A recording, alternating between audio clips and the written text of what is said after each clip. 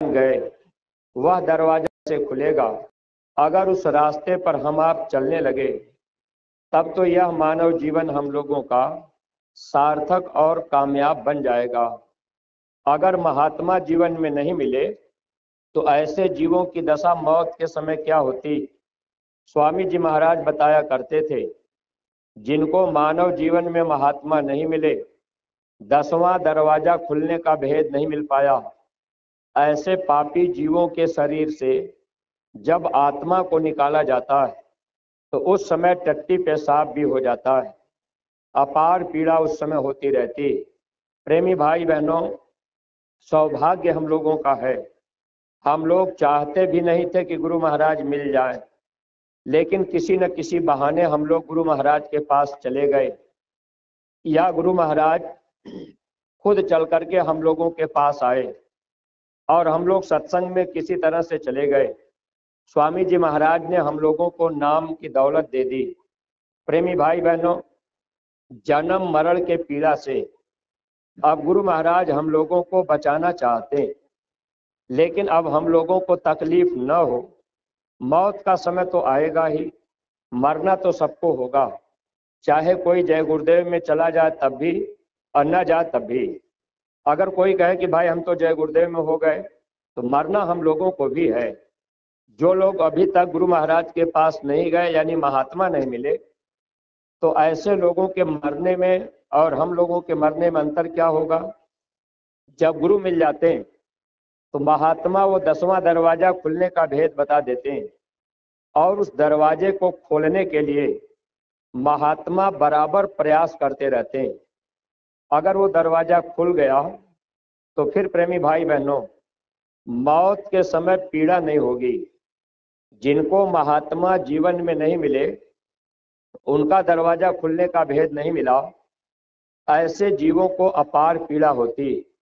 तो सत्संगी प्रेमी भाई बहनों, सत्संग में आने और जाने से इतनी बात तो हम सब लोग जान ही चुके हैं कि हम लोग आत्मा हैं और ये शरीर किराए का मकान है। मनुष्य शरीर में एक 10वां दरवाजा है। वह दरवाजा जब सतयुग था तो सबका खुला हुआ था। महापुरुषों ने लिखा, सतयुग योगी सब विज्ञानी, कर हरि ध्यान तने भव प्राणी।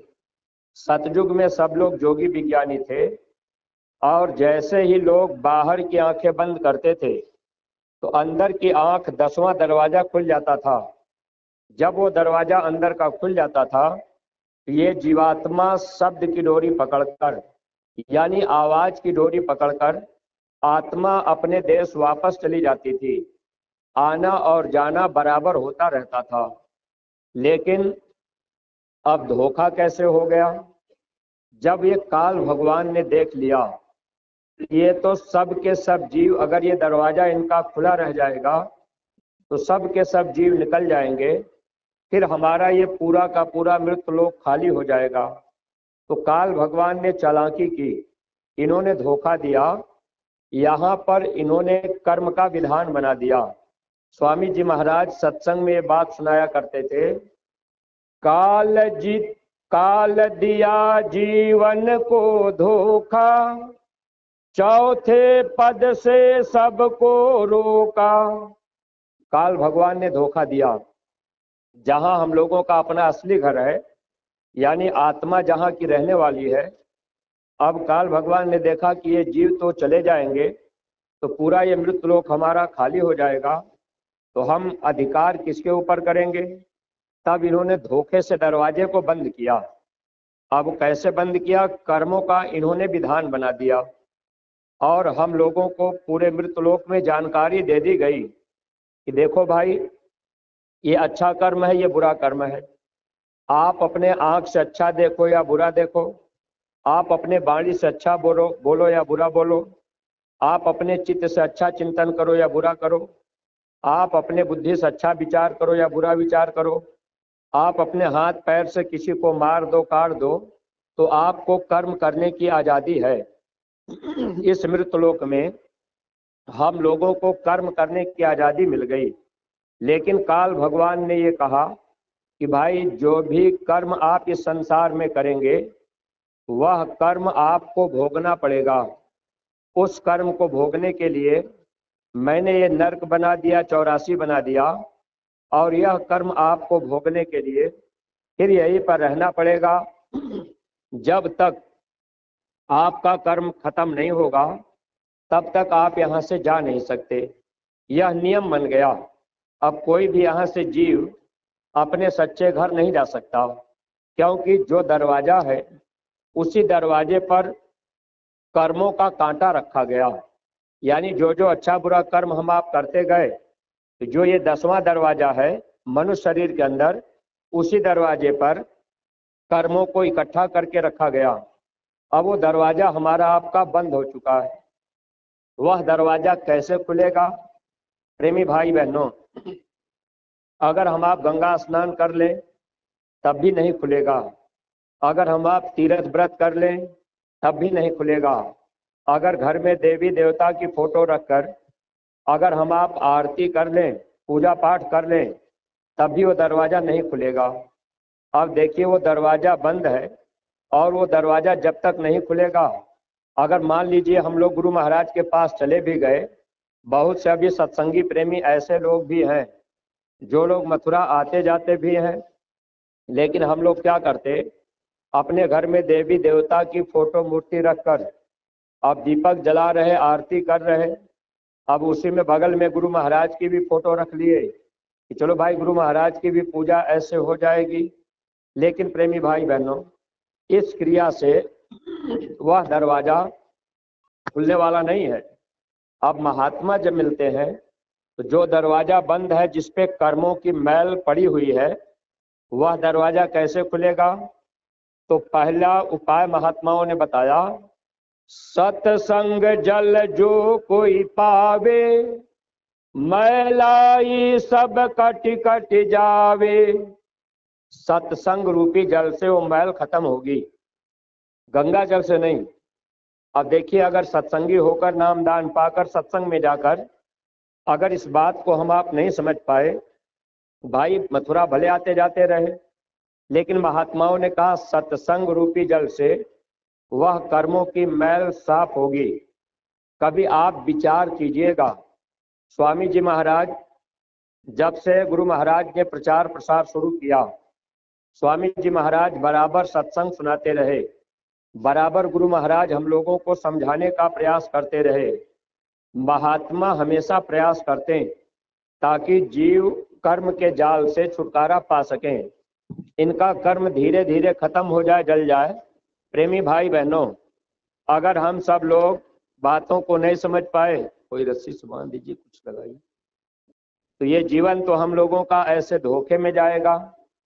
अगर आप गंगा स्नान करेंगे, तीर्थ व्रत करेंगे, पूजा पाठ करेंगे, लेकिन वो कर्म आपका साफ नहीं होगा।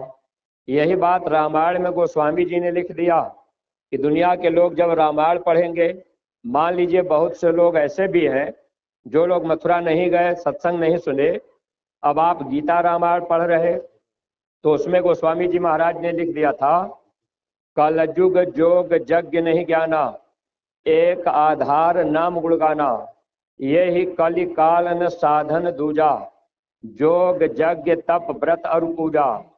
हे इंसान, कलयुग में कोई जोग नहीं, यज्ञ नहीं, तप नहीं, व्रत नहीं, कोई पूजा नहीं। लेकिन क्या हम आप मान रहे? अब जो लोग सत्संगी हो गए, सत्संगी प्रेमी नहीं अभी समझ पाए कि भाई कलयुग में जोग यज्ञ आरती पूजा तो रह नहीं गई। कलयुग केवल नाम आधारा, सुमिर सुमिर नर उतर ही पारा। अब कलयुग में नाम का आधार है। अगर आप महात्मा के पास गए, नाम आपको मिल गया, अगर नाम पाने के बाद हम आप सुमिरन ध्यान भजन नहीं कर रहे, तो क्या हमारा आपका छुटकारा हो पाएगा? सत्संगी प्रेमी भाई बहनों, तो कर्म को काटने के लिए, दरवाजे को खोलने के लिए महात्माओं ने पहले सत्संग को प्रधानता दी कि जब ये जीव सत्संग में आएंगे, सत्संग सुनेंगे, तो इनके कर्मों की मैल साफ होती जाएगी। लेकिन हम आप क्या करते हैं? अब मान लीजिए साल में 4 कार्यक्रम मथुरा में होता है, अब हम आप अपना किराया भाड़ा लगा के जाते हैं, लेकिन वहाँ क्या होता है, 3 दिन का कार्यक्रम हो चाहे 5 दिन का कार्यक्रम हो, अब हम आप मथुरा गए तो वहाँ भंडारे में खाने पकाने में रह गए कि भाई हमको भोजन मिल जाए, डेरे रावटी में सोए रह गए, या हाल चाल इनसे उनसे मिलना जुलना करते रह गए। थोड़ा बहुत अगर मौका मिल भी गया तो मेला बाजार में हम आप घूमने चले गए, यानी सत्संग के वचन ध्यान से हम आप नहीं सुन पाए। अगर हम आप मथुरा आते जाते रहे, अगर सत्संगी प्रेमियों के अंदर यह बात बैठ गई होती कि भाई सत्संग रूपी जल से जो अंदर में मैल जमा है दरवाजे पर, वह दरवाजा खुलेगा, उसी दरवाजे से हमको निकलना होगा।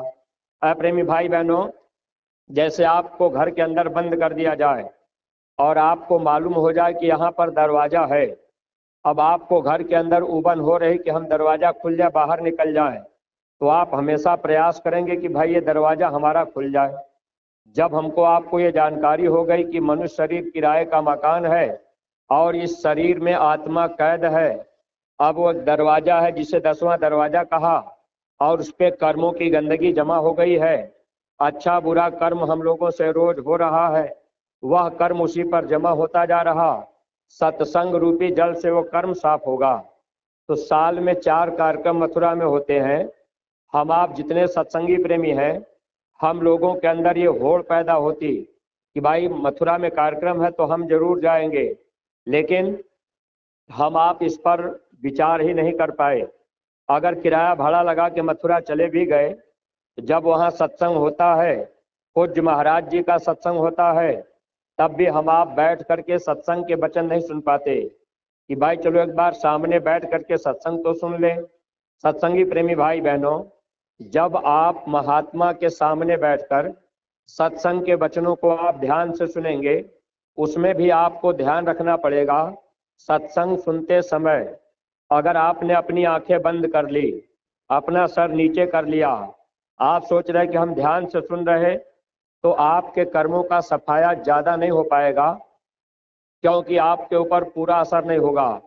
तो जब भी सत्संग में बैठा जाता है, सामने बैठा जाता, और फिर जब हम आप सत्संग सुने, अगर महापुरुष सत्संग सुना रहे तो अपनी आंखें महात्मा की तरफ हमेशा रहें, कभी आंख बंद नहीं करना चाहिए, क्योंकि महात्मा के आंखों से जो नूरानी धारें निकलती हैं वही हमारी आपकी आंखों में जाती हैं, और आंखों से सबसे ज्यादा कर्म बनता है। जब महात्मा की आंखों की धारें हमारी आपकी आंखों में जाएंगी, तब जो कर्म अंदर में जमा होगा वह कर्म हमारा आपका साफ होने लगेगा। वही सत्संग रूपी जल अंदर में जाएगा। जब वो सत्संग रूपी जल अंदर में जाएगा, तब धीरे धीरे वो अंदर की मैल साफ होने लगेगी। इसीलिए स्वामी जी महाराज सत्संग पर काफी जोर दिए। लेकिन प्रेमी भाई बहनों, अगर हम आप बातों को न समझें, अब सत्संग में जाने के बाद भी हम आप सत्संग के वचन न सुने, तो जीवन तो धोखे में जाएगा। तो पहली चीज, सत्संग जब भी मिले, स्वामी जी महाराज ने कहा भाग दौड़ करके सुन लेना चाहिए। सत्संगी प्रेमी भाई बहनों, दूसरा उपाय महात्मा क्या करते हैं, जैसे ये कपड़ा आपका है, अगर ये कपड़ा आपका गंदा हो जाए, आप पानी से गंदगी को साफ करना चाहें, तो ये पानी से गंदगी पूरा साफ नहीं होगा। इसमें आप साबुन निरमा पाउडर लगाएंगे और कपड़े को आप पटकेंगे, निचोड़ेंगे, तब गंदगी आपकी निकलेगी।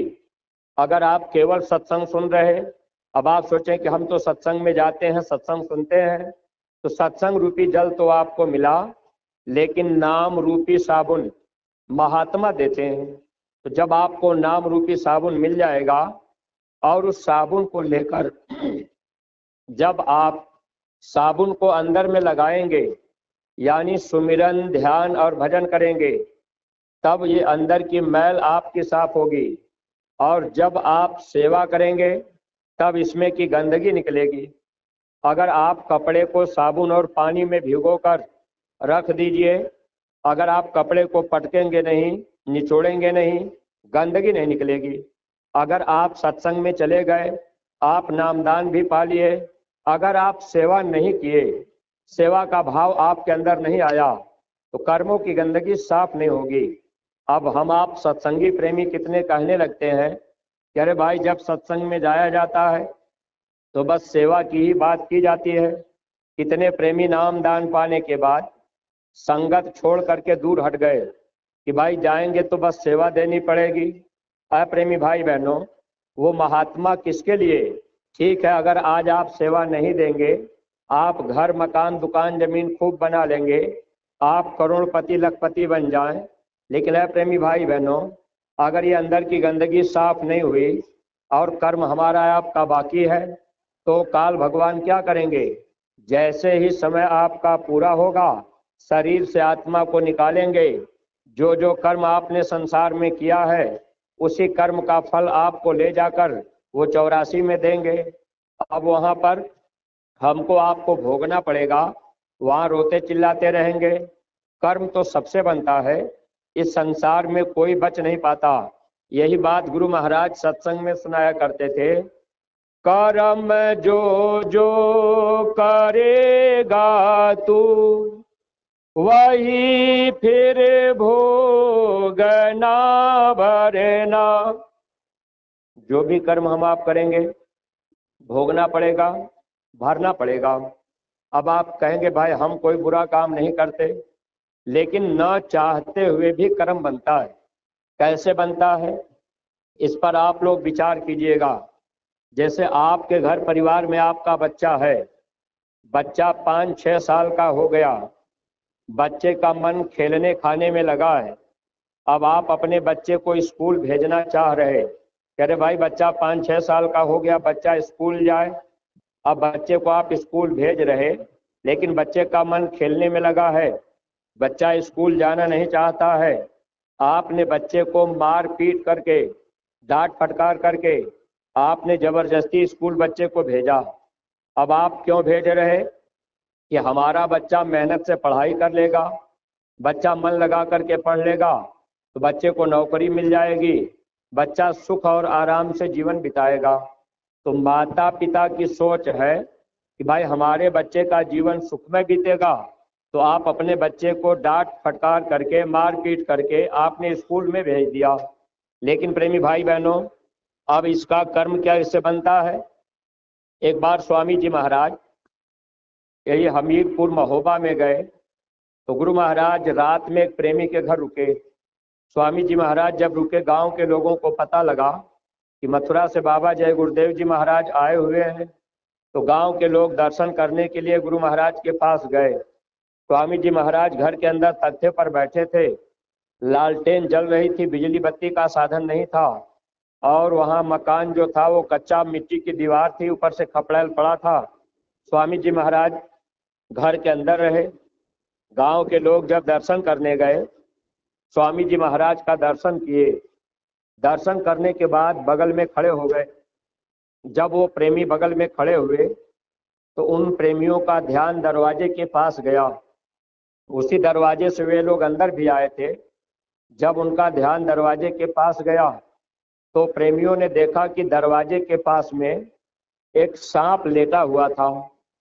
सांप को देखकर वो दर्शन करने वाले प्रेमी जोर से चिल्ला पड़े, बोले अरे सांप है। इतना कहते ही सांप दरवाजे के बाहर निकला, तेजी से भागने लगा। जिसके घर में गुरु महाराज रुके थे, उनके छोटे भाई का नाम बादशाह था। वह बादशाह लाठी लेकर के घर के अंदर से दौड़ा हुआ आया, सांप को मारने के लिए दौड़ा। स्वामी जी महाराज ने मना किया, कहा देखो बादशाह, मारना मत। लेकिन वो बादशाह लाठी लेके दौड़ा लिया, सांप तेजी से बाहर भागा।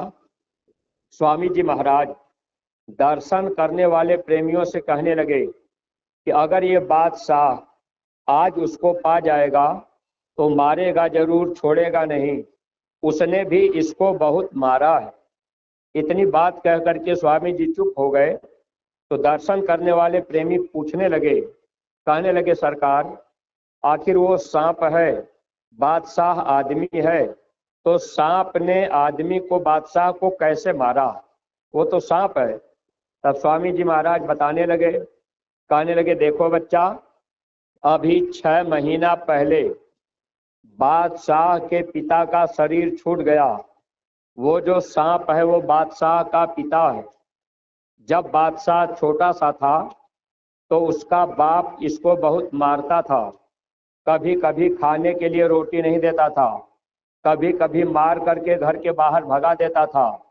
स्वामी जी महाराज ने कहा कि जब बादशाह छोटा सा रहा तो उसका बाप इसको मारता था, घर के बाहर भी भगा देता था, खाने के लिए रोटी भी नहीं देता था। अब वो बेचारा सांप बन करके घर में आ गया। अब बेटे को नहीं पता कि ये मेरा बाप है, लेकिन देखिए अब वो लाठी लेकर के सांप को दौड़ाया, सांप बेचारा भाग रहा। अगर ये बादशाह आज उसको पा गया तो मारेगा जरूर, छोड़ेगा नहीं, क्योंकि उसने भी इसको बहुत मारा है। प्रेमी भाई बहनों, इस संसार में हम आप रहते हैं, क्या हम लोगों से कर्म रोज नहीं बन रहा? अरे अच्छा बुरा कर्म सबसे होता है, घर परिवार है, इनसे उनसे लड़ाई झगड़ा, बच्चे को भी डांट फटकार दिए, अच्छा कर लो, पढ़ाई कर लो, ये कर लो। तो ऐसे इस तरह से घर परिवार में हम आप रहते हैं, यह कर्म हमसे आपसे बनता है। माताएं बहनें हैं, आपने झाड़ू लगाया, अब चौका चूल्हा पोता, आपने जो है झाड़ू लगाने में चींटी चींटा मर गए, अब कीड़े मकोड़े मर गए। ये कर्म तो सबसे बनता है। खेती बाड़ी में काम कर रहे, अब वहाँ पर फावड़ा फावड़ा कुदाल चला रहे, वहाँ भी कर्म बना, कीड़े मकोड़े मरे। तो ये कर्मों का देश है और यहाँ का नियम है, जो आदमी जैसा कर्म करेगा उसको उसका फल भोगना पड़ेगा। तो अच्छा और बुरा ये दोनों कर्मों का फल भोगने के लिए जीव को 84 में नरकों में डाला जाता है। अब वहाँ हम आप पड़े रहेंगे, कुत्ता सुअर बिल्ली घोड़ा गधा बने रहेंगे, वहाँ दुख ही दुख मिलता रहेगा। अगर आपने मानव जीवन में गुरु की खोज नहीं किया, अगर गुरु नहीं मिले, आप दुनिया में अच्छा ही कर्म करेंगे कि भाई हम तो अच्छा कर रहे हैं, हम बुरा नहीं कर रहे, तो अच्छे कर्म का फल भी आपको 84 में भोगना पड़ेगा। एक बार हमारे गुरु महाराज सत्संग में बता रहे कि बच्चे आपने कभी कभी देखा होगा कोई कोई कुत्ता एसी गाड़ी में बैठ के चलता है और कोई कोई कुत्ता बेचारा दिन रात ऐसे भटक रहा। स्वामी जी महाराज सत्संग में ये बात बताने लगे कि आपने कभी विचार किया कि कोई कुत्ता एसी गाड़ी में बैठ के चल रहा, साबुन तेल लगा करके लोग उसको नहला रहे और उसको अच्छा अच्छा भोजन करा रहे, गाड़ी में बैठा के घुमा रहे, और कोई कुत्ता बेचारा ऐसे भटक रहा है। तो दोनों कुत्ते की योनि में, लेकिन ऐसा क्यों? तो स्वामी जी महाराज बताने लगे कि जब वो मनुष्य शरीर में था तो उसने अपने जीवन में अच्छा कर्म किया, अच्छा कर्म करने के बाद उसको कुत्ते की योनि में जाना पड़ा, यानी 84 ही जाना पड़ा। इसीलिए कबीर साहब ने लिख दिया, लख 84 भरम के पग पे अटको आए, आपकी पासा ना पड़ा तो फिर 84 जाए।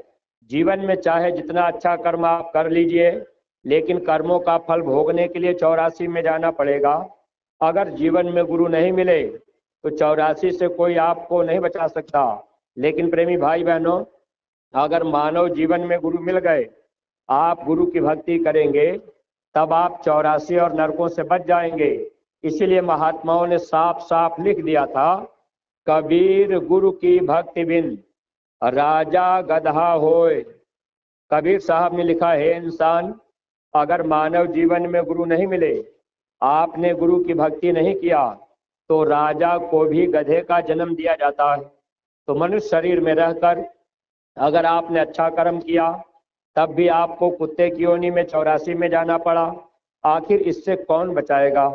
प्रेमी भाई बहनों, अगर महात्मा जीवन में मिल गए तो महात्मा बचा सकते हैं, लेकिन कब बचाएंगे?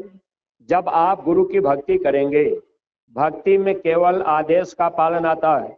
जैसे हम आप बात समझ नहीं पाते, सत्संग में हम लोग आते हैं, जैसे माताएं बहनें भाई लोग भी हैं, सत्संग में आप आए तो आपने सोचा चलो गुरु महाराज की फोटो लगी है। आप सत्संग में आने के बाद आपने सोचा चलो गुरु महाराज के फोटो पर हमने 150 रुपया चढ़ा दिया, 10-20 रुपया चढ़ा दिया, तो हमारी पूजा हो गई। क्या इस पूजा से गुरु महाराज खुश हो जाएंगे? कभी खुश नहीं होंगे। इस बात को आप लोग ध्यान से समझिएगा। तो जब भी सत्संग में आप लोग आया करिए, अगर सत्संग में देर से आना होता है तो आप चुपचाप पीछे बैठ जाया करिए। सत्संग में आने के बाद सत्संग शुरू हो जाए तो चढ़ावा बाद में चढ़ा दीजिएगा। ये मत सोचिए कि चढ़ावा हम चढ़ा देंगे तो गुरु महाराज खुश हो जाएंगे। प्रेमी भाई बहनों, अगर सत्संग में आने के बाद आप वचन को नहीं पकड़ पाए और गुरु महाराज के आदेश का पालन नहीं कर पाए तो चाहे जितना रुपया पैसा आप गुरु महाराज को दे दीजिए, इसका कोई आपको लाभ नहीं मिलेगा। इसलिए सत्संगी प्रेमी भाई बहनों, भक्ति केवल आदेश का पालन होता है। जब आप अपने गुरु के आदेश को मानेंगे तब आपकी भक्ति होगी। फिर गुरु आपको क्या करेंगे? 84 और नरकों से बचाएंगे। कैसे बचाएंगे? तो इस बात को आप समझिएगा, जिस संसार में हम आप रहते हैं ये काल और माया का देश है। हम सब लोग आत्मा हैं, लेकिन आत्मा के साथ में एक दुश्मन भी है और वो दुश्मन हमेशा हम लोगों के साथ साथ रहता है, जिसे महात्माओं ने मन बताया। माताएं बहनें जहाँ विद्या लगाती हैं, भाई लोग चंदन लगाते, यहाँ पर ये 2 पंखुड़ी कमल होता है। बाएं तरफ मन का निवास होता है, ये बायां अंग काल का माना जाता है, ये अशुद्ध माना जाता है। और दाहिनी तरफ आत्मा का निवास होता है, ये दाहिना अंग दयाल का माना जाता है, ये शुद्ध माना जाता है। आत्मा दयाल देश की रहने वाली है, संत दयाल देश से आते हैं और ये मन काल के देश का रहने वाला है। अब देखिए प्रेमी भाई बहनों, अगर हम लोग मन की बात मानेंगे तो यहाँ पर क्या होगा? हम लोग काल के जीव रहेंगे। अगर गुरु की बात मानेंगे तब हम लोग दयाल के जीव हो जाएंगे। इसीलिए महात्माओं ने ये बात लिख दिया था, माया छाया धार में बहत सकल संसार, बचना है तो गुरु कहे पकड़ो बाँ हमार। गुरु का बाँ पकड़ने का मतलब, अगर गुरु महाराज का हाथ पकड़ लें तो इससे बचाव नहीं होगा। अगर कोई गुरु महाराज के साथ में रहे और गुरु महाराज के अंग संग चले, वो सोचे कि हम गुरु महाराज का हाथ पकड़े हैं, तो ऐसा नहीं है। प्रेमी भाई बहनों, गुरु का बाँह पकड़ने का मतलब है गुरु का वचन पकड़ना। अगर आपने गुरु का वचन पकड़ लिया तो आपने गुरु का बाँह पकड़ लिया, तो आप इस माया की छाया में, इस धारा में आप नहीं बह पाएंगे। यानी मन के कहने में चलेंगे, मन की बात मानेंगे तो काल के जीव हम आप हो जाएंगे और काल भगवान रोक लेंगे। अगर गुरु की बात मानेंगे तब हम आप दयाल के जीव हो जाएंगे। महात्मा यहाँ से कर्म जाल से छुटकारा करा देंगे। अब निर्णय आपको लेना है, समझना आपको है, क्योंकि आप सत्संगी हैं, मथुरा आते जाते हैं। अगर सत्संग की बातों को ध्यान से नहीं समझ पाए तो धोखा आपको भी खाना पड़ेगा। तो जैसे ही मौत का समय आएगा, इस शरीर से जीवात्मा निकलेगी, धर्मराज के दरबार में वहां जाएगी, वहां पर तुरंत कर्म का हिसाब होगा। 1 मिनट का समय नहीं लगेगा, कर्म का हिसाब हो जाएगा। अब वहां पर धर्मराज सजा सुना देंगे, कहेंगे इस जीव को ले जाओ, ले जा करके वहां नरकों में डाल दो। अगर आपने जीवन में गुरु कर लिया है, आपको नाम मिल गया है, तो गुरु वहां आपको बचाने के लिए खड़े होंगे। स्वामी जी महाराज ने कहा, बच्चा जहां कर्म का हिसाब होगा वहां मैं भी रहूंगा। लेकिन गुरु महाराज ने ये कहा, अगर आपने मेरी बात नहीं मानी तो काल आपको सजा दे देगा। अब जब हिसाब होगा तो वहां गुरु महाराज रहेंगे। गुरु महाराज कहेंगे, देखो भाई, ये जीव हमसे नामदान लिया, ये 20 साल से सेवा कर रहा, भक्ति कर रहा, इस जीव के कर्मों को तुम माफ कर दो, ये जीव को तुम छोड़ दो। यह जीव मेरे घर जाएगा, अमरलोक में जाएगा। तो वहां पर प्रेमी भाई बहनों, धारा इतनी आसानी से नहीं छोड़ेंगे। अब देखिए, वहां पर गवाही होगी कि वास्तव में ये जीव नामदान पाने के बाद भक्ति किया है, गुरु का वचन माना कि नहीं माना। अब आप मिलाइएगा, जैसे गुरु महाराज ने नामदान देने के बाद हम लोगों से गुरु महाराज ने क्या कहा था, बच्चा मैं किसी को साधु नहीं बनाता, मैं किसी का कपड़ा नहीं बदलवाता, मैं किसी का घर परिवार नहीं छुड़ाता। आप अपने घर परिवार में रहना, खेती का, दुकान का, दफ्तर का काम आप मेहनत और ईमानदारी से करना। शाम को गुरु महाराज ने कहा कि 24 घंटे में 22 घंटे आप दुनिया के काम में लगा देना, अपने शरीर के लिए, बाल बच्चों के लिए, लेकिन 2 घंटे का समय 1 घंटा सुबह और 1 घंटा शाम। स्वामी जी महाराज ने कहा आप अपनी आत्मा के लिए इसी मनुष्य मंदिर में बैठकर सुमिरन, ध्यान और भजन कर लेना। शाम को अपने अपने गांव में सामूहिक रूप से भजन करना, एक जगह इकट्ठा होकर शाम को भजन करना अपने अपने गांव में। अच्छा सत्संगी प्रेमी भाई बहनों, बहुआ ब्लॉक के जितने सत्संगी प्रेमी यहाँ इकट्ठा हैं, अब आप इस पर खूब अच्छी तरह से विचार कीजिए। अब आप विचार करके बताइए कि किन किन गांव में सामूहिक भजन हो रहा। जिस गांव में सामूहिक भजन हो रहा हो उस गांव के सत्संगी हाथ उठावें कि हमारे गांव में सामूहिक भजन होता है। कहीं नहीं होता। अच्छी तरह से विचार कीजिएगा। ये विद्यालय है, ठीक है भाई, 1-2 गांव के लोग उठा रहे हाथ, अच्छी बात है अगर कहीं सामूहिक भजन हो रहा हो, लेकिन अब आप विचार कीजिएगा। स्वामी जी महाराज ने कहा जब परिवर्तन होगा तो 12-12, 15-15 कोस पर चिराग जलेंगे, कोई कोई बचेगा। क्योंकि जब हम आप गुरु का बाँह पकड़ेंगे, वचन पकड़ेंगे, तब तो बच पाएंगे, लेकिन हम आप तो मन की बातों को मान रहे। अच्छा आप विचार कीजिए, सामूहिक भजन करने में आखिर हमको आपको परेशानी क्या हो रही। जब आदेश गुरु महाराज ने किया था सब गांव में सामूहिक भजन शुरू हुआ था, लेकिन बाद में क्या हुआ, सब जगह बंद हो गया। किसने बंद कराया? मन ने। यह मन आत्मा का दुश्मन है, बड़ा बैरी ये मन घट में, इसी का जीतना कठिना। मन को जीतना कठिन है, इसलिए महात्माओं ने कहा गुरु की भक्ति कठिन है रे भाई। प्रेमी भाई बहनों, भक्ति इतना आसान नहीं है, क्योंकि हम आप अपने मन को नहीं जीत पाए। मन हमको आपको हरा रहा है, मन जो है हमको आपको कमजोर कर रहा। तो सवाल तो ये खड़ा होगा, अगर आप भक्ति नहीं करेंगे तो ये मन आपका बलवान रहेगा। अगर आप भक्ति करेंगे, आदेश को मानेंगे, तो ये मन, आत्मा आपकी बलवान हो जाएगी। अगर भक्ति नहीं करेंगे तो आत्मा के अंदर शक्ति नहीं आएगी। अगर आप गुरु की भक्ति करेंगे तो आत्मा के अंदर शक्ति आ जाएगी। जब आत्मा के अंदर शक्ति आएगी तब ये आत्मा शब्द की डोरी पकड़कर अपने निज घर जाएगी। जब तक आत्मा के अंदर ताकत नहीं आएगी तब तक ये आत्मा अपने निज घर नहीं जा सकती।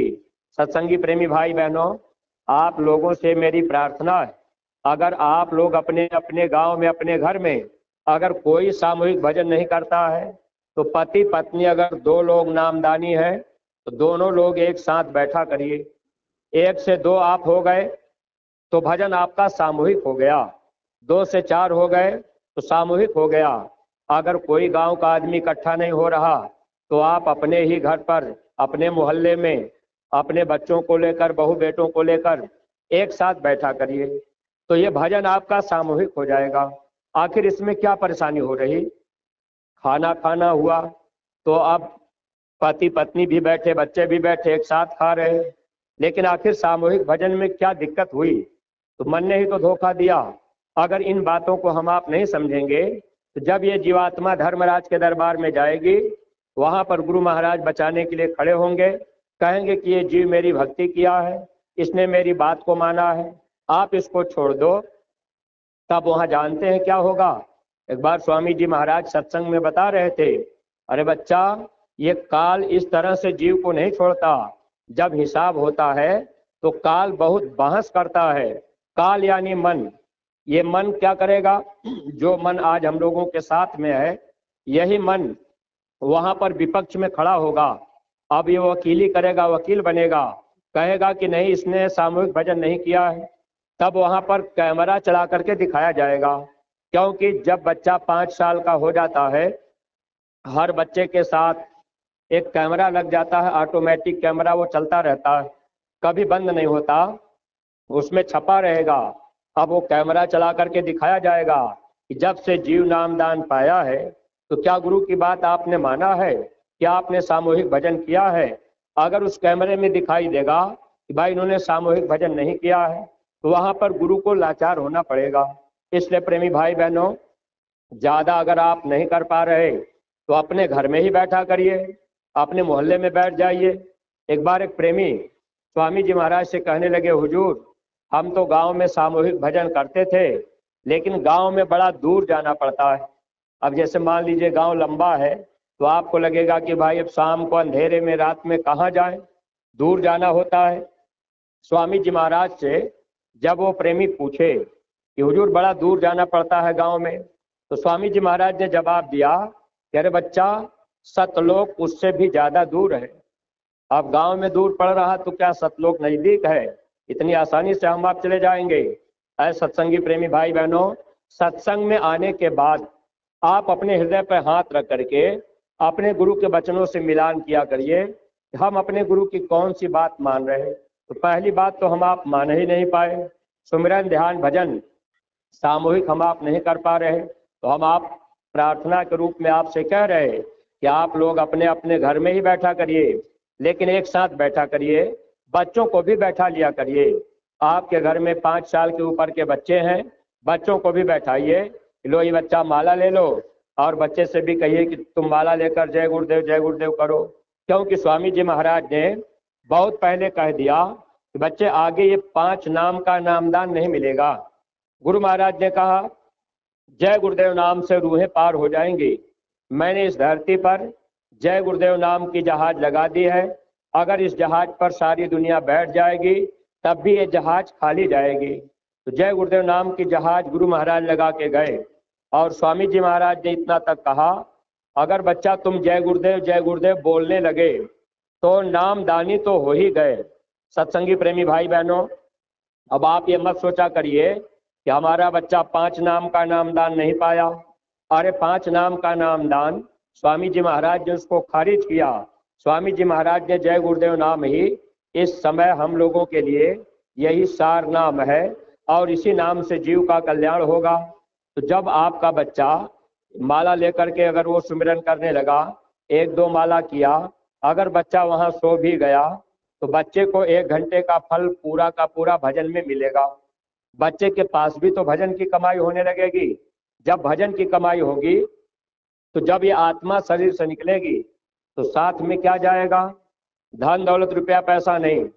अब आप खूब अच्छी तरह से विचार कीजिएगा, आप अपने बच्चों को पढ़ाने के लिए, आप अपने बच्चों को नौकरी करने के लिए, दुकान का काम करने के लिए, खेती बाड़ी का काम करने के लिए बच्चे को आप कह रहे, आपका बच्चा खेती बाड़ी दुकान दफ्तर सब काम कर रहा, लेकिन आप अपने बच्चे को 10-20 मिनट सुमिरन ध्यान भजन में नहीं बैठा पाए।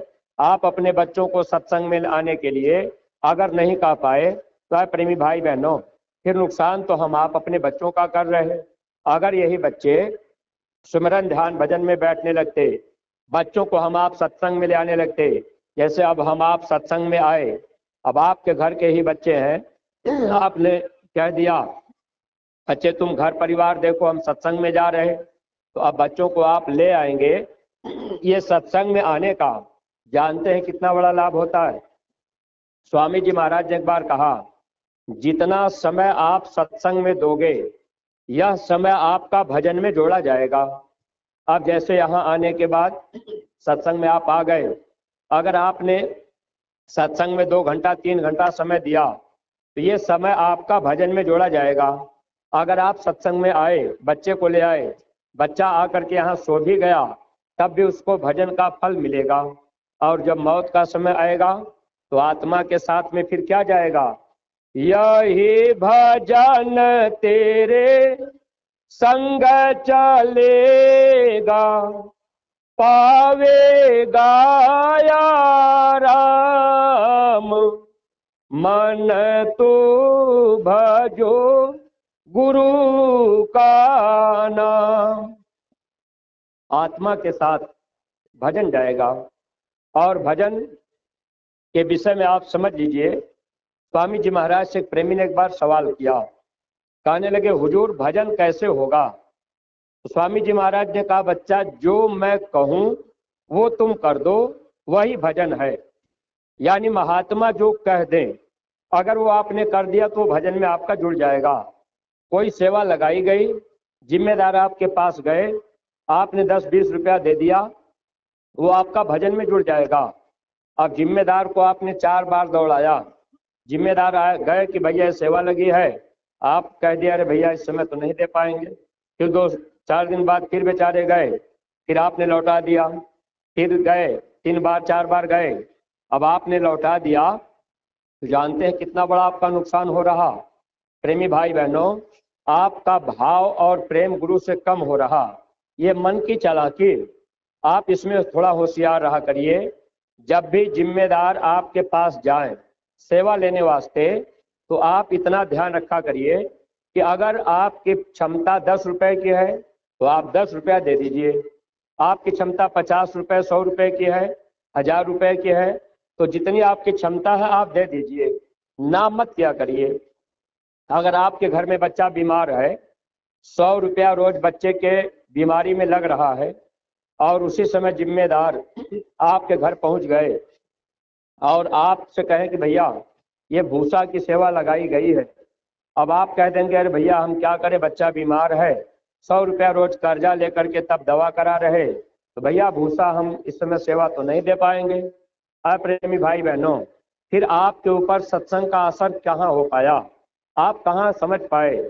अगर आपके घर में बच्चा बीमार है, बच्चे के लिए आप 100 रुपया रोज कर्जा ले रहे और अपने बच्चे को दवा करा रहे, अगर उसी समय आपके मन में ये विचार आ जाए कि हम अपने बच्चे के लिए 100 रुपया रोज कर्जा ले रहे, तो चलो अच्छा भूसा की सेवा साल में 1 बार लगाई जाती है, तो हम अपने गुरु महाराज के लिए 100 रुपया कर्जा लेकर के भूसा की सेवा हम तुरंत दे देते हैं।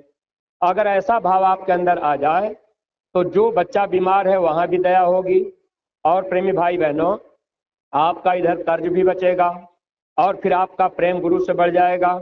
यही बात तो महात्मा लिखे, जैसी प्रीति कुटुंब से तैसी गुरु से होए, कहे कबीर तादास की पल्ला न पकड़े कोई।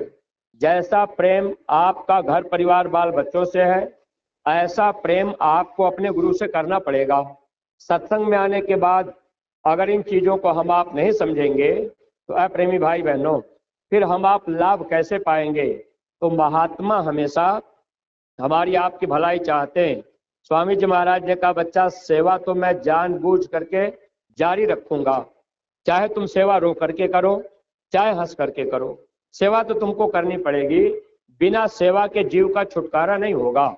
अगर आप ये बात नहीं समझेंगे, जब आपको रोकर या हंसकर सेवा करनी, तो आप लोग अपना एक नियम बना के रखिए। ये आप ध्यान रखिए कि जब हमारे न्याय पंचायत के जिम्मेदार हमारे पास आएंगे और सेवा बताएंगे कि ये सेवा लगी है, तो प्रेमी भाई बहनों आप हर महीने में वो सेवाओं को आप देते रहेंगे तो आप दया के पात्र बने रहेंगे, और यही चीज आपके साथ जाने वाली है, बाकी सब कुछ यही छूटेगा। तो पहला आदेश सुमिरन ध्यान भजन का, अपने बच्चों को भी बैठाया करिए, भजन आप लोग सामूहिक किया करिए। और प्रेमी भाई बहनों आप जैसे मान लीजिए विचार कीजिए, भूसा की सेवा इस समय लगाई गई है, न्याय पंचायत के जिम्मेदार जब आपके पास जाएंगे तो आप क्या करेंगे, अपने घर से कोई 100 रुपया दे दिया, कोई 50 रुपया दे दिया, कोई 500 रुपया दे दिया, कोई 1000 रुपया दे दिया। लेकिन अब आपको यहाँ पर विचार करना चाहिए, क्योंकि ये सेवा साल में 1 बार ही लगाई जाती। सत्संगी प्रेमी भाई बहनों सेवा देना कोई बहादुरी की बात नहीं है, हमने दे दिया तो हमने बहादुरी किया। आप थोड़ा समय की बात को समझा करिए। स्वामी जी महाराज ने कहा मेहनत और ईमानदारी ये मनुष्य का गहना है, अगर ये गहना हम लोगों ने पहन लिया तो निश्चित है कि हम आप सुहागन बन जाएंगे। ये आत्मा अपने पिया के पास स्वामी के पास एक दिन चली जाएगी, लेकिन गहना पहनना पड़ेगा। कौन सा गहना? मेहनत और ईमानदारी का। जैसे अपने घर परिवार में हम आप बच्ची की शादी करते हैं और जब बच्ची को हम आप सांसारिक पति के पास भेजते हैं तो बच्ची जाती है तो गरीब से गरीब आदमी अपने बच्ची को गहना से सजा करके तब पति के पास भेजता है। संसारी पति के पास जाने में बच्ची को हम आप कहीं न कहीं से प्रयास करके कर्जा करके गहना बनवा देते हैं, अच्छे कपड़े पहनाकर गहना पहनाकर तब बच्ची को भेजते हैं। लेकिन जब ये जीवात्मा उस स्वामी के पास पिया के पास जाएगी, अपने सच्चे मालिक के पास जाएगी, उस समय ये सोने चांदी का गहना नहीं, मेहनत और ईमानदारी ये गहना आपको पहनना पड़ेगा। अब आप विचार कीजिएगा, क्या हम लोगों ने मेहनत और ईमानदारी का गहना पहन लिया? अगर हम आप 20 साल से सत्संगी हैं तो क्या हम लोग मेहनत ईमानदारी का गहना पहने हैं? खेती का, दुकान का, दफ्तर का काम आप मेहनत से कर रहे हैं, लेकिन ईमानदारी शायद किसी प्रेमी के अंदर आई हो। कोई कोई प्रेमी इसमें होंगे जिनके अंदर ईमानदारी होगी। सत्संगी प्रेमी भाई बहनों, जैसे दो भाइयों का बंटवारा होने लगे, बड़ा वाला भाई अपने हिस्सा ज्यादा ले लिया और छोटे वाले भाई को हिस्सा कम दे दिया, तो भाई ने भाई के साथ ईमानदारी किया कि बेईमानी किया? भाई अगर बराबर बराबर हिस्सा दे दें तब तो ईमानदारी हो गई। अगर बड़ा भाई ज्यादा ले लिया और अब छोटे वाले भाई को कम हिस्सा दिया, यानी बंटवारा सही से नहीं हुआ, तो ये बेईमानी हो गई। तो जब मानव जीवन में गुरु मिल जाते हैं, तो गुरु के मिलने के बाद कमाई का 10वां हिस्सा गुरु का होता है। अगर आप अपनी कमाई का 10वां हिस्सा गुरु को देने लग गए, तो आपने गुरु के साथ ईमानदारी किया। ये ईमानदारी का गहना अगर आपने पहन लिया, इस संसार में कोई आपको रोक नहीं सकता। लेकिन यह गहना हम आप नहीं पहन पाए। अब आपने 10 कुंतल भूसा पैदा किया, 1 कुंतल गुरु का हिस्सा बन गया। अब ये साल में एक बार ही देना पड़ता है। अगर ये देना हो जाए तो मन कहेगा अरे 20 रुपया दे देते हैं, सेवा तो बार बार देते ही रहते हैं, यही तो मन कहेगा। प्रेमी भाई बहनों, इसी जगह हम आप धोखा खाते हैं। सत्संग सुनने का मतलब ये नहीं है भाई हम सत्संग में गए, हलवा पूड़ी खा लिए और सत्संग सुन लिए, कह दिए कि भाई बड़ा बढ़िया सत्संग हुआ। सत्संग कोई बढ़िया होता है? अरे सत्संग के द्वारा मन के ऊपर चोट पड़ती तो मन कमजोर होता है। जब आप सत्संग सुनेंगे, गुरु की बात मानेंगे, तब ये मन आपका कमजोर होगा। अगर सत्संग में आपने खूब गाना बजाना सुन लिया, किस्सा कहानी सुन लिया, अब आपको लगा कि भाई बहुत बढ़िया सत्संग हुआ, लेकिन मन के ऊपर अगर चोट नहीं पड़ी, तो सत्संग का असर मन के ऊपर नहीं हुआ, मन कमजोर नहीं हुआ, तो कोई हमको आपको उसका लाभ नहीं मिल पाया। तो सत्संगी प्रेमी भाई बहनों, देखिए सेवा की बात हम आपसे इसलिए कर रहे, स्वामी जी महाराज का सत्संग आगरा के पास में गांव पड़ता है सैया। स्वामी जी महाराज जब मौजूद रहे तब की बात है। उस समय स्वामी जी महाराज जब वहां सत्संग शुरू किए, तो स्वामी जी महाराज ने पहली बात कही, देखो बच्चा, काल भगवान ने सेवा करके जीवात्माओं को यहाँ मांग लिया और यहाँ ले आकर के काल भगवान ने जीवों को कर्म के जाल में फंसा दिया। गुरु महाराज ने कहा, बच्चा ये अदले बदले का देश है। जैसे काल ने सेवा करके यहाँ पर ला करके जीवों को फंसा लिया, अगर आप सेवा कर दोगे तो यहाँ से आपका छुटकारा हो जाएगा। यानी साफ बात गुरु महाराज बताए कि अगर अकाल ने सेवा करके आपको यहाँ फंसाया है, आपने सेवा कर दिया तो आपका छुटकारा हो जाएगा। प्रेमी भाई बहनों, अंतिम श्वास तक आप अपना भाव बना करके रखिए कि गुरु महाराज के दरबार से जो भी सेवा लगाई जाएगी, हम वो सेवा समय पर करते रहेंगे, तब तो हमको आपको लाभ मिलता रहेगा। लेकिन इसमें भी आपको एक बात समझनी पड़ेगी। जैसे भूसा की सेवा लगाई गई है, अगर न्याय पंचायत के जिम्मेदार जाएं, ठीक है, मान लीजिए आपने 500 रुपया लिखवा दिया कि भैया ये 500 रुपया हमारा लिख लीजिए। कोई कहा कि भाई हमारा ये 100 रुपया लिख लीजिए। अब आपने 100 रुपया दिया, अपना नाम आपने लिखवा दिया, लेकिन घर में पत्नी भी है, बहू भी है, बच्चे भी हैं। अब उनके नाम में तो आपने दिया नहीं, भाई आपने अपना नाम लिखवाया और फिर बच्चों के नाम, बहू के नाम, बेटे के नाम, इनके नाम आप तो दे नहीं पाए। अब आप कहेंगे भाई अब 100 रुपया सबके नाम देंगे तो बहुत सेवा हो जाएगी।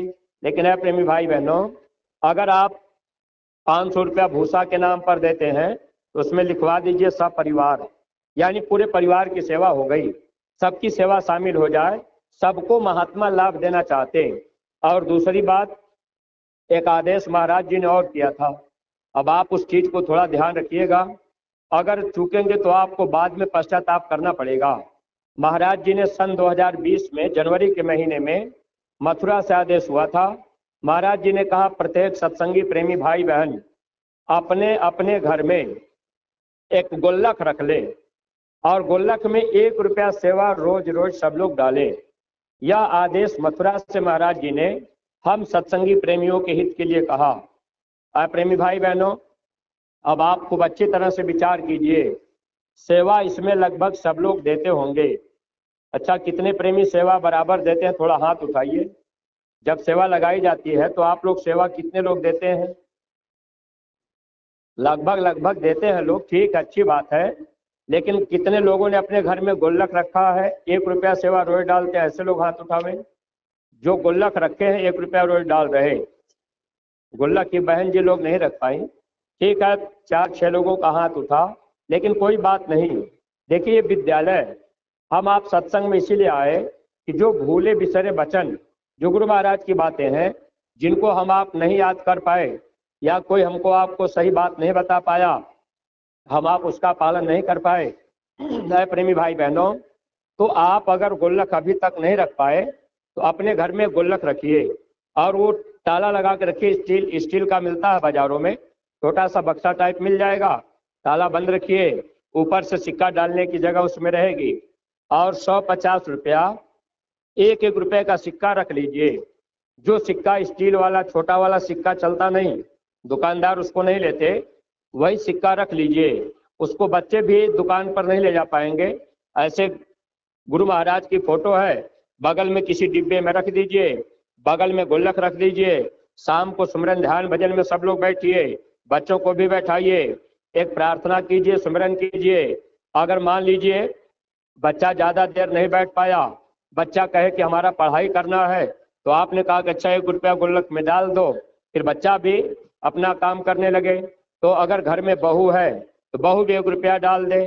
प्रेमी भाई बहनों, 1 रुपया सेवा रोज रोज हम सत्संगी प्रेमी भाई बहनों को नियमित रूप से डालनी, और ये सेवा महीना भर हो जाए तो गुल्लक की सेवा सिक्का निकाल कर, रुपया बनाकर सिक्का अपने पास रख लीजिए।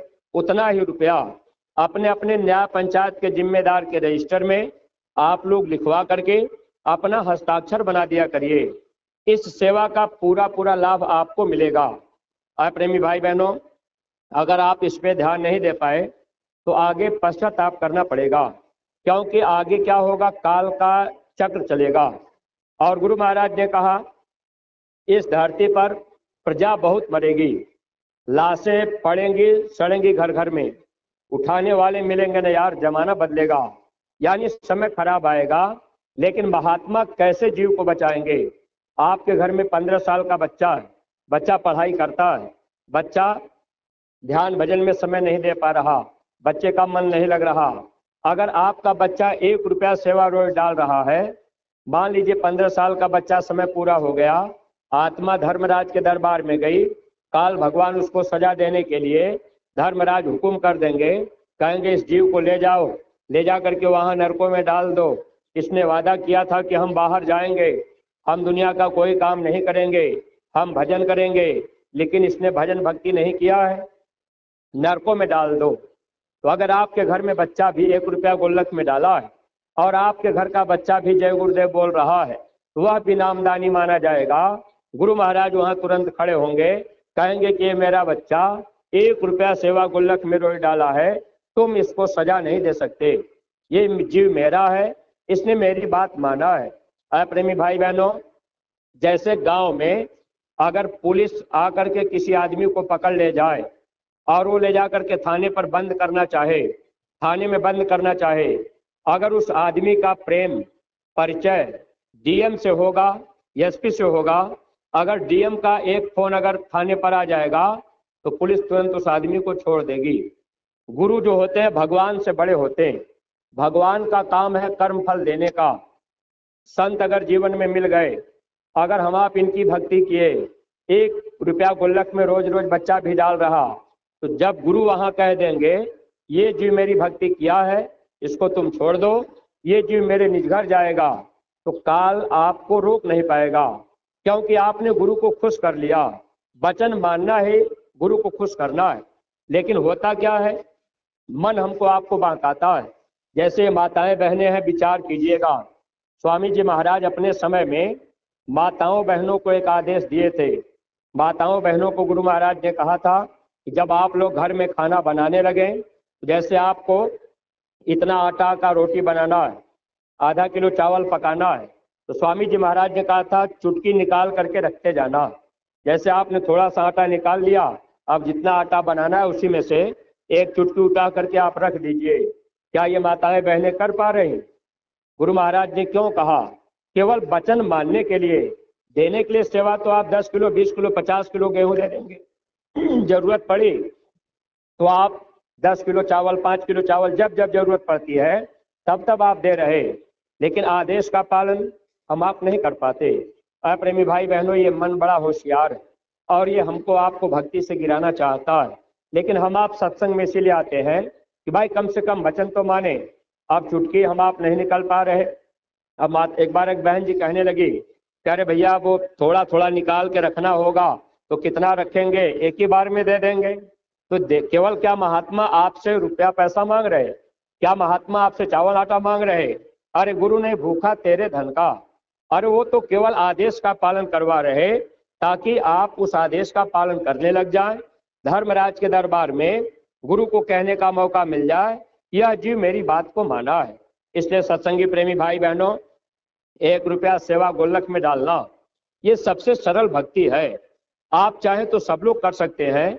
जिस बच्चे को आप पढ़ाने लिखाने में 10 रुपया 20 रुपया रोज खर्चा करते हो, आपका बच्चा अच्छे स्कूल में पढ़ता हो, अगर प्राइमरी स्कूल में भी बच्चा पढ़ता होगा तो महीना में उस बच्चे के लिए कपड़ा लत्ता जूता चप्पल कापी किताब कलम में साबुन तेल में 10 रुपया रोज का खर्चा बच्चे के ऊपर जरूर आएगा।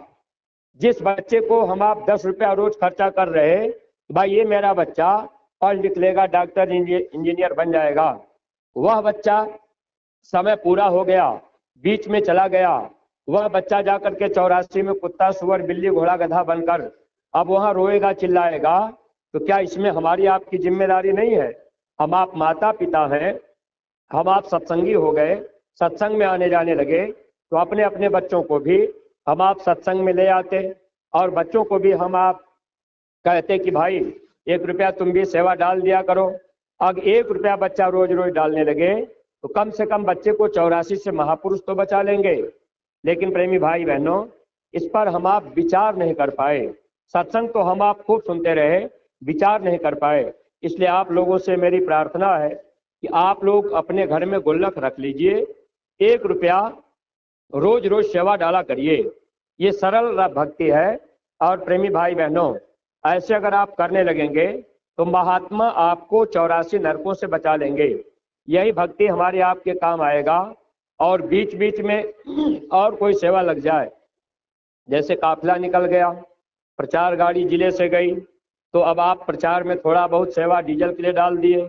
अब काफिले में महाराज जी का भंडारा, वहाँ काफिले में जाना है, जैसे छत्तीसगढ़ जाना हुआ, झारखंड जाना हुआ, फिर अभी नेपाल जाना था, लेकिन महाराज जी उसको स्थगित कर दिए। आगे फिर काफिला निकलेगा और काफिला निरंतर चलेगा। केवल महाराज जी जब जब मथुरा में कार्यक्रम होगा तब तक आश्रम पर रहेंगे, बाकी निरंतर महाराज जी चलते रहेंगे। तो इसमें प्रेमी भाई बहनों, हमको आपको भी ध्यान रखना है। आप ये ध्यान रखिए कि जब जब काफिला निकले तब तब आप सेवा दे दिया करिए। चाहे 100 रुपया दीजिए, चाहे 50 रुपया दीजिए, चाहे आप 1500 दीजिए, लेकिन सेवा में इनकार मत किया करिए। अपनी क्षमता के अनुसार कर लिया करिए। इसके पीछे बहुत बड़ा कारण है। महात्मा हम जीवों के कर्म कर्जे को अदा कराना चाहते हैं। ये कर्जा कैसे अदा होगा, इसको हम आप समझने का प्रयास नहीं कर पाते। यही स्वामी जी महाराज बड़े बड़े काफिले निकालते थे। स्वामी जी महाराज के समय में क्या था कि सत्संगी प्रेमी अपने पैसे की गाड़ी करते थे, अपना खर्च करते थे, डीजल पेट्रोल अपना लगाते थे, और स्वामी जी महाराज के साथ हजारों हजार गाड़ियों का काफिला चलता था। यानी बहुत सारी गाड़ियां चलती थी, लोग अपना अपना खर्च करते थे। लेकिन आज का समय ऐसा आ गया, अब अगर कह दिया जाए जिले से प्रचार गाड़ी जा रही हो, कह दिया जाए भाई वक्ता जाने, बोलने वाले चाहिए, ड्राइवर चाहिए और सेवादार चाहिए, तो तन की सेवा करने के लिए हम लोग अब तैयार नहीं हो पा रहे। जबकि प्रेमी भाई बहनों, सबसे ज्यादा परमार्थ जानते हैं कैसे बनता है? स्वामी जी महाराज के समय में एक प्रार्थना गाई जाती थी, कहते हैं जय गुरुदेव सुन धर ध्यान प्यारे भाइयों, परमार्थ का आधार है श्रमदान प्यारे भाइयों। स्वामी जी महाराज के समय में प्रार्थना गाई जाती थी, यानी शरीर से परिश्रम करना, तन की सेवा करना, इससे परमार्थ ज्यादा बनता है। लेकिन अब कह दिया जाए भाई काफिले में जाना है, अरे भैया फिर खेती बाड़ी कौन देखेगा, ये कैसे होगा। तो महात्मा देखते हैं समय और परिस्थिति, और मन की निगरानी महात्मा रखते हैं। अब हम लोगों का मन इतना संसार में जकड़ा, अब हम आप अपना तन की सेवा नहीं कर पा रहे, इसीलिए महाराज जी ने धन की सेवा बराबर रखी। तो ये महात्मा कर्म कर्जा काटने के लिए करते हैं। एक बार स्वामी जी महाराज काफिला लेकर के जा रहे थे, तो गुरु महाराज ऐसे पहाड़ी एरिया पड़ा तो गाड़ियों को खड़ी कर दिए, स्वामी जी महाराज पैदल चलने लगे, और भी प्रेमी पैदल निकल करके स्वामी जी के साथ चलने लगे। कुछ दूर जाने के बाद स्वामी जी महाराज, जमीन पर इतना बड़ा पत्थर था, वो जमीन पे पड़ा हुआ था, वहीं पर स्वामी जी महाराज रुक गए। जब स्वामी जी रुके तो प्रेमी भी स्वामी जी को चारों तरफ से घेर लिए, और वो भी प्रेमी भी खड़े हुए। स्वामी जी महाराज कहने लगे, अरे वो बंबई वाले प्रेमी को बुलाओ। एक प्रेमी बंबई के काफिले में चल रहे थे। जब उनको बुलाया गया, जब वो स्वामी जी महाराज के पास आए, तो स्वामी जी महाराज ने क्या किया, जिस पत्थर के पास, जो पत्थर जमीन पे पड़ा था, जिस पत्थर के पास स्वामी जी खड़े थे, स्वामी जी ने अपने पैर से पत्थर को ऐसे मार दिया, पत्थर जमीन से हट गया। जैसे पत्थर जमीन से बगल हुआ, तो उसी पत्थर के नीचे एक बिच्छू था, वो बिच्छू निकल करके भागने लगा। स्वामी जी महाराज बंबई वाले प्रेमी से कहने लगे, बच्चा उसको मार दो, उसको मार दो, मारो उसको। अब वो बंबई के प्रेमी, अब वो पत्थर उठाए और उसी बिच्छू के ऊपर पटक दिए, बिच्छू मर गया। काफिला जब वहां से फिर आगे अगले पड़ाव पर रुका, तो वो बंबई वाले प्रेमी शाम को रोटी नहीं खाए। प्रेमियों को जानकारी हुई कि ये रोटी नहीं खाए, तो स्वामी जी महाराज से लोगों ने जाकर के बताया। कहने लगे, सरकार वो बंबई वाले जो प्रेमी है, उन्होंने रोटी आज नहीं खाई। स्वामी जी महाराज बुलवाए, पूछे, बच्चा रोटी तूने क्यों नहीं खाई।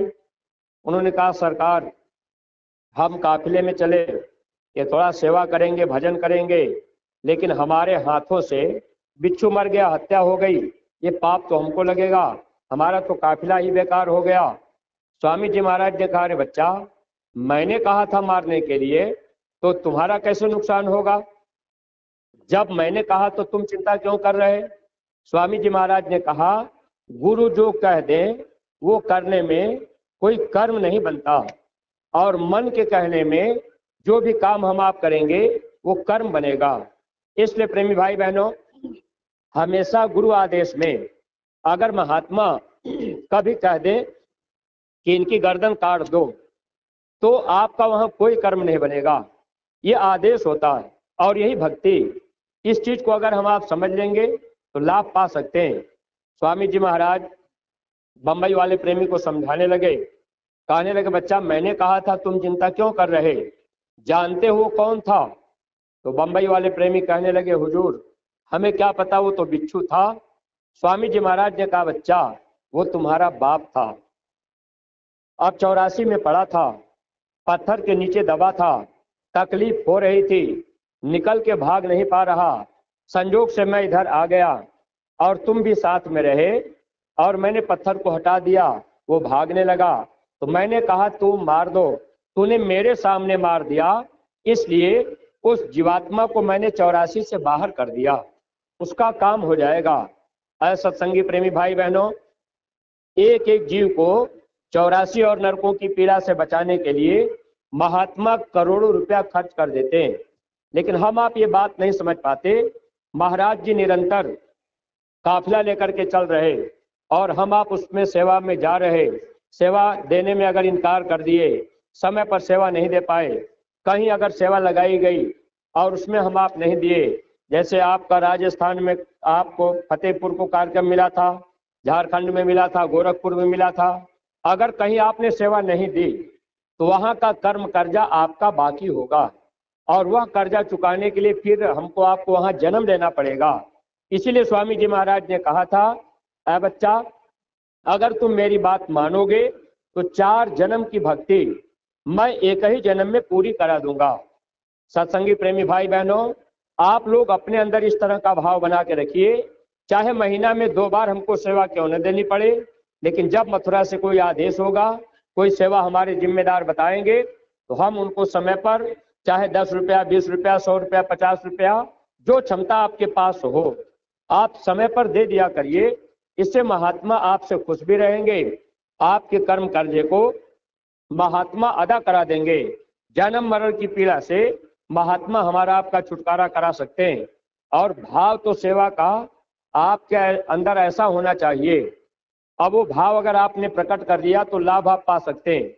सत्संगी प्रेमी भाई बहनों, आपके न्याय पंचायत के जिम्मेदार बनाए गए, आप जितने सत्संगी हैं, अगर पूछा जाए कि क्या आपके न्याय पंचायत के जिम्मेदार का या आपके जो ब्लॉक के जिम्मेदार हैं, अगर सत्संगियों से पूछा जाए क्या उनका नंबर आपके पास है, तो हर सत्संगी के पास न्याय पंचायत और ब्लॉक के जिम्मेदार का नंबर नहीं होगा, लेकिन आपके रिश्तेदार का नंबर आपके पास जरूर होगा, क्योंकि रिश्तेदारी से प्रेम है। और जो जिम्मेदार बनाए गए न्याय पंचायत के और ब्लॉक के, आपका इनसे लगाव नहीं हो पाया। आप सत्संगी प्रेमियों को चाहिए कि आप अपने न्याय पंचायत और ब्लॉक के जिम्मेदार का नंबर रखिए, और महीना में 1 बार या 2 बार आप फोन कभी लगा लिया करिए, अपने ब्लॉक के जिम्मेदार से, न्याय पंचायत के जिम्मेदार से पूछ लिया करिए, कभी कभी जिले के जिम्मेदार से भी पूछ लिया करिए कि भैया कोई मथुरा से सेवा तो नहीं लगाई गई है, महाराज जी इस समय कहाँ है, भैया क्या हाल चाल है, पिथौरा और मथुरा में क्या हो रहा, कोई सेवा तो नहीं लगी है। तब तो आपको जिम्मेदार फोन पर बता देते कि हाँ भैया भूसा की सेवा लगी है और ये सेवा जल्दी से जानी है, इसकी तैयारी कर लीजिएगा। आप फोन से ही कह देते कि ठीक है भैया, हमारे यहाँ जब मौका मिल जाए तो 3-4 दिन बाद आ जाइएगा, हमारी इतनी सेवा रहेगी, ये सेवा आप ले जाइएगा। यह भाव आपके अंदर अपने गुरु के प्रति होना चाहिए। भाव का भूखा हूं मैं, भाव ही एक सार है, भाव से मुझको भजे जो, उसका भाव से पार है। अगर गुरु के प्रति, सेवा के प्रति आपका भाव नहीं बनेगा तो प्रेमी भाई बहनों, हम न्याय पंचायत के जिम्मेदार रजिस्टर झोला लेकर के अब वो लोग दौड़ रहे 2 बार 3 बार, अब आपने देखा कि वो जिम्मेदार न्याय पंचायत वाले आ रहे, तो आपने घर में कह दिया बच्चों से कि कह देना कि घर में नहीं है, तो आप ये धोखा किससे कर रहे? अरे आपके पास चाहे 10 रुपया हो, चाहे 50 रुपया हो, कोई जबरदस्ती तो आपसे लिया नहीं जा रहा। प्रेमी भाई बहनों, सेवा ही एक साधन है जिससे हम जीवों का काम हो सकता है, लेकिन वचन न कटने पावे, यह ध्यान रखा करिए।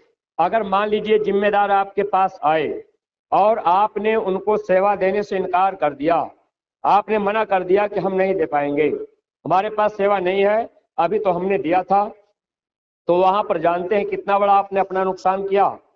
महात्माओं ने लिखा है मांगन मरण समान है, यानी जो जिम्मेदार आपके बीच मांगने जा रहे, वो मांग रहे तो मरे हुए के समान है, यानी एक तरह से वो मर के मांग रहे। लेकिन महात्माओं ने ये भी लिखा है कि उनसे पहले वे मुवे जिन मुख निकसत नाय। मांगने वाला गया और वो तो बेचारे मर करके मरे हुए के समान है, मांग रहे, मांगन मरण समान है, लेकिन उनसे पहले वे मुवे जिन मुख निकसत नाय, उनसे पहले आप मर गए। आपने अगर नहीं कह दिया भाई हमारे पास सेवा नहीं, हम नहीं देंगे, तो प्रेमी भाई बहनों, फिर हम आप गुरु से कितना दूर हो गए, इस चीज को हम आप नहीं समझ पाए। महात्मा इस बात को लिख दिए थे, सिंह साध का एक मत जीवत को ही खाए, भावहीन मृतक दशा ताके पास न जाए। शेर मरे हुए जानवर का मांस नहीं खाता। प्रेमी भाई बहनों, सिंह साध का एक मत, दोनों का विचार एक होता है। जैसे शेर मरे जानवर का मांस नहीं खाता, वैसे संत भी ऐसे जीव को छोड़ देते हैं जिनके अंदर भावहीन, यानी भाव नहीं है, आप भावहीन हो गए, तो महात्मा ऐसे जीवों को छोड़ देते हैं, फिर ये जीव काल के हवाले जाते हैं। इसलिए प्रेमी भाई बहनों, कभी भी आप सेवा से ना मत किया करिए। अगर नहीं भी रहे तो आप 5 रुपया 10 रुपया दे दीजिए, लेकिन सेवा में आपका नाम हो जाए, गुरु आदेश न कटने पावे। ऐसा संकल्प और विचार बनाकर अगर आप भक्ति के राह पर लगे रहेंगे तो निश्चित है हम जीवों का काम बन जाएगा। लेकिन सत्संगी प्रेमी भाई बहनों, वचनों पर हम आप जल्दी ध्यान नहीं दे पाए।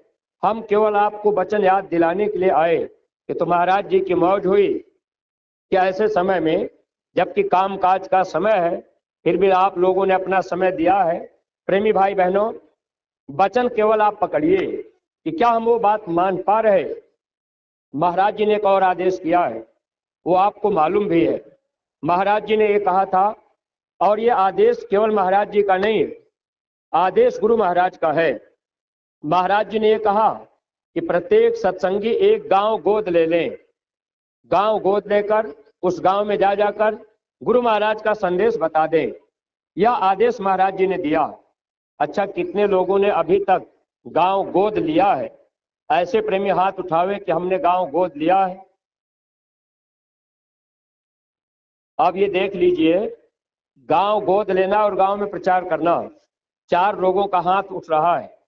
सत्संगी प्रेमी भाई बहनों, या तो इसमें जिम्मेदार की गलती हो, या जिम्मेदार की गलती नहीं मानी जाएगी। क्यों नहीं मानी जाएगी? क्योंकि आप मथुरा जाते हैं, सत्संग आप सुनते हैं, जगह जगह सत्संग होते हैं, जानकारी आपको होगी, लेकिन आपने उस पर ध्यान नहीं दिया।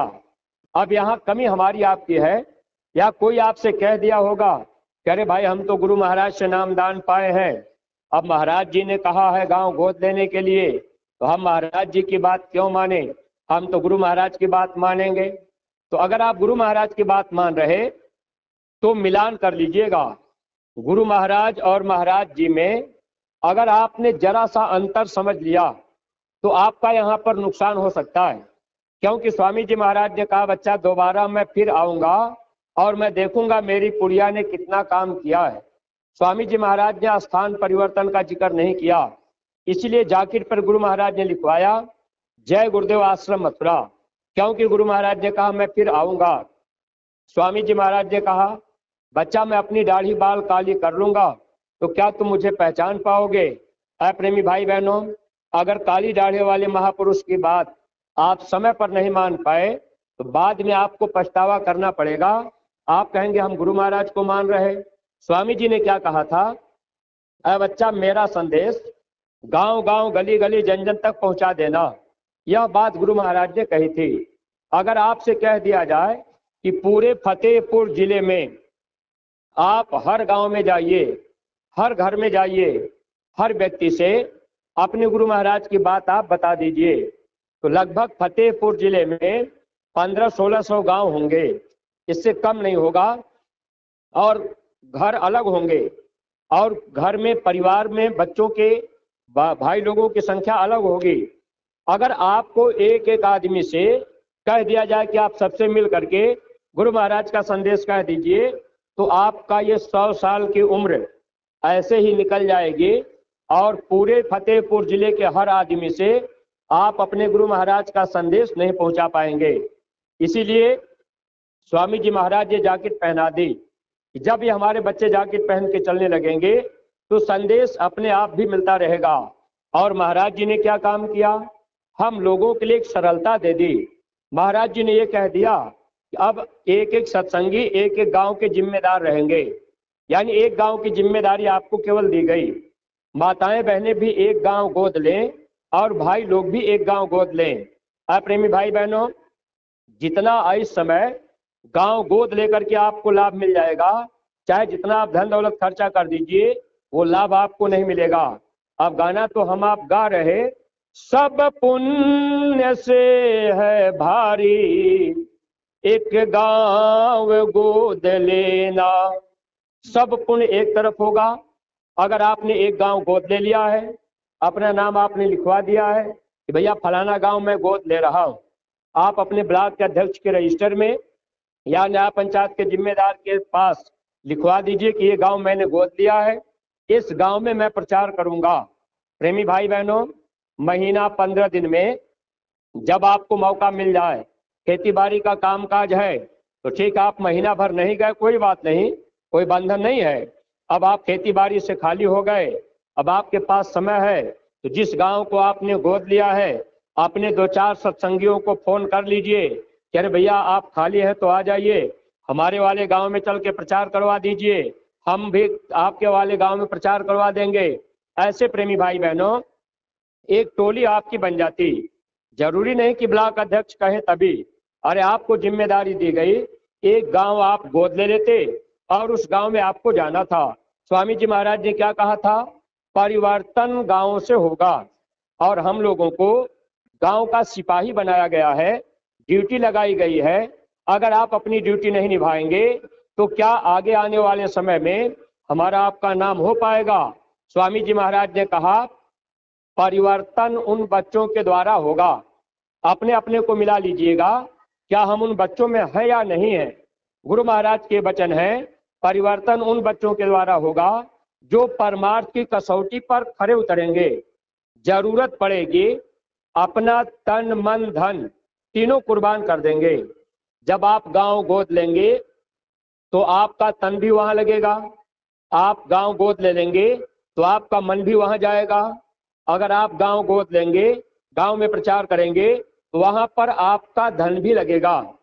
तो तन मन धन तीनों की कुर्बानी आपको गांव गोद लेकर उस गांव में प्रचार करना था।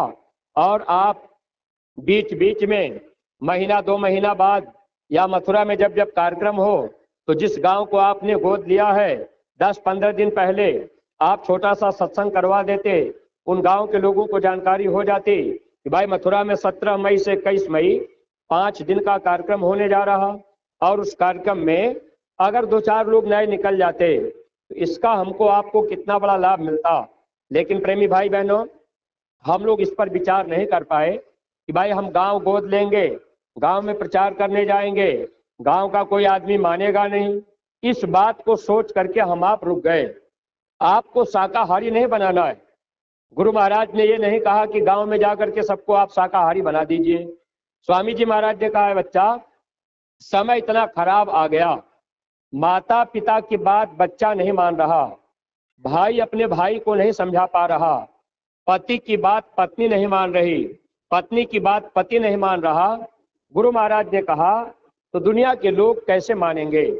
जब अपना बच्चा अपनी बात नहीं मान रहा तो गांव गोद लेने से हम आप सोचेंगे कि भाई क्या फायदा होगा, कोई मानेगा नहीं। तो दुनिया माने या न माने आपको केवल गांव गोद लेना था और उस गांव में जाना था, प्रचार करना था। बाबा जी का कहना शाकाहारी रहना।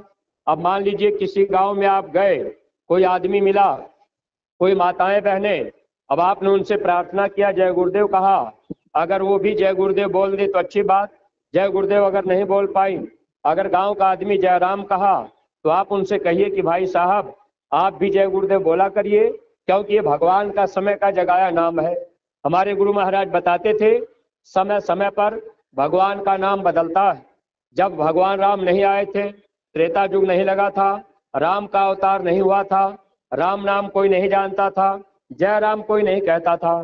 जब आप गांव में लोगों को बताएंगे जय गुरुदेव नाम ये भगवान का है और यह नाम मुसीबत में आपके काम आएगा, भाई साहब आप भी जय गुरुदेव बोलते रहेंगे तो आपको भी लाभ मिलता रहेगा। 2 मिनट आप किसी से मिले, गुरु महाराज की बात बता दिए, दूसरे घर में चले गए, माताएं बहनें आप भी जाया करिए। अब आप कोई माताएं बहनें अपने घर में भगवान शंकर की मूर्ति रखकर और पिंडी रख कर के जल चढ़ा रही, पूजा कर रही, तो आप अपने गुरु महाराज की बात बताइए कि बहन जी एक बार आप मथुरा चले चलिए।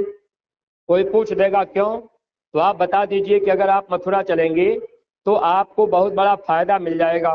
तो हर आदमी अपना अपना फायदा चाहता है कि भाई हम वहां जाएंगे बाबा जी के पास तो हमारा फायदा क्या होगा। तो जैसे गांव का कोई भाई बहन अगर आपसे कह दिए कह रहे भाई आप लोग जय गुरुदेव की पूजा करते हैं तो हम भगवान शंकर की पूजा करते हैं, तो हम मथुरा क्यों जाएं, तो आप एक बात उनको बता दीजिए कि बहन जी भगवान की पूजा का करने का फल आपको अलग मिलेगा, संत की पूजा करने का फल आपको अलग मिलेगा। भगवान की पूजा करेंगे तो उसका फल क्या मिलेगा? भगवान देवी देवता की पूजा आप सारा जीवन करते रहिए, आप इस संसार में जो जो कर्म करेंगे यह कर्म आपको भोगना पड़ेगा। भगवान कर्म का फल आपको देंगे। भगवान कर्म को माफ नहीं करते। संत अगर जीवन में मिल जाए, संत कर्म को माफ करते हैं। जब आप गांव में लोगों को बताएंगे कि भाई आप भगवान शंकर की पूजा कर रहे, दुर्गा लक्ष्मी गणेश की पूजा कर रहे, लेकिन जो कर्म होगा ये कर्म आपको भोगना पड़ेगा।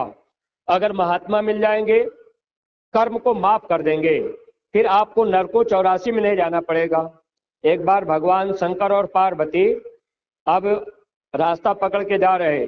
गांव में के जो नए प्रेमी होंगे, अगर आप महात्मा के पास नहीं गए, आप किसी देवी देवता भगवान की पूजा कर रहे, तो विचार आप भी कीजिएगा। भगवान शंकर पार्वती जा रहे, नदी के किनारे मछुआरा मछली मार रहा।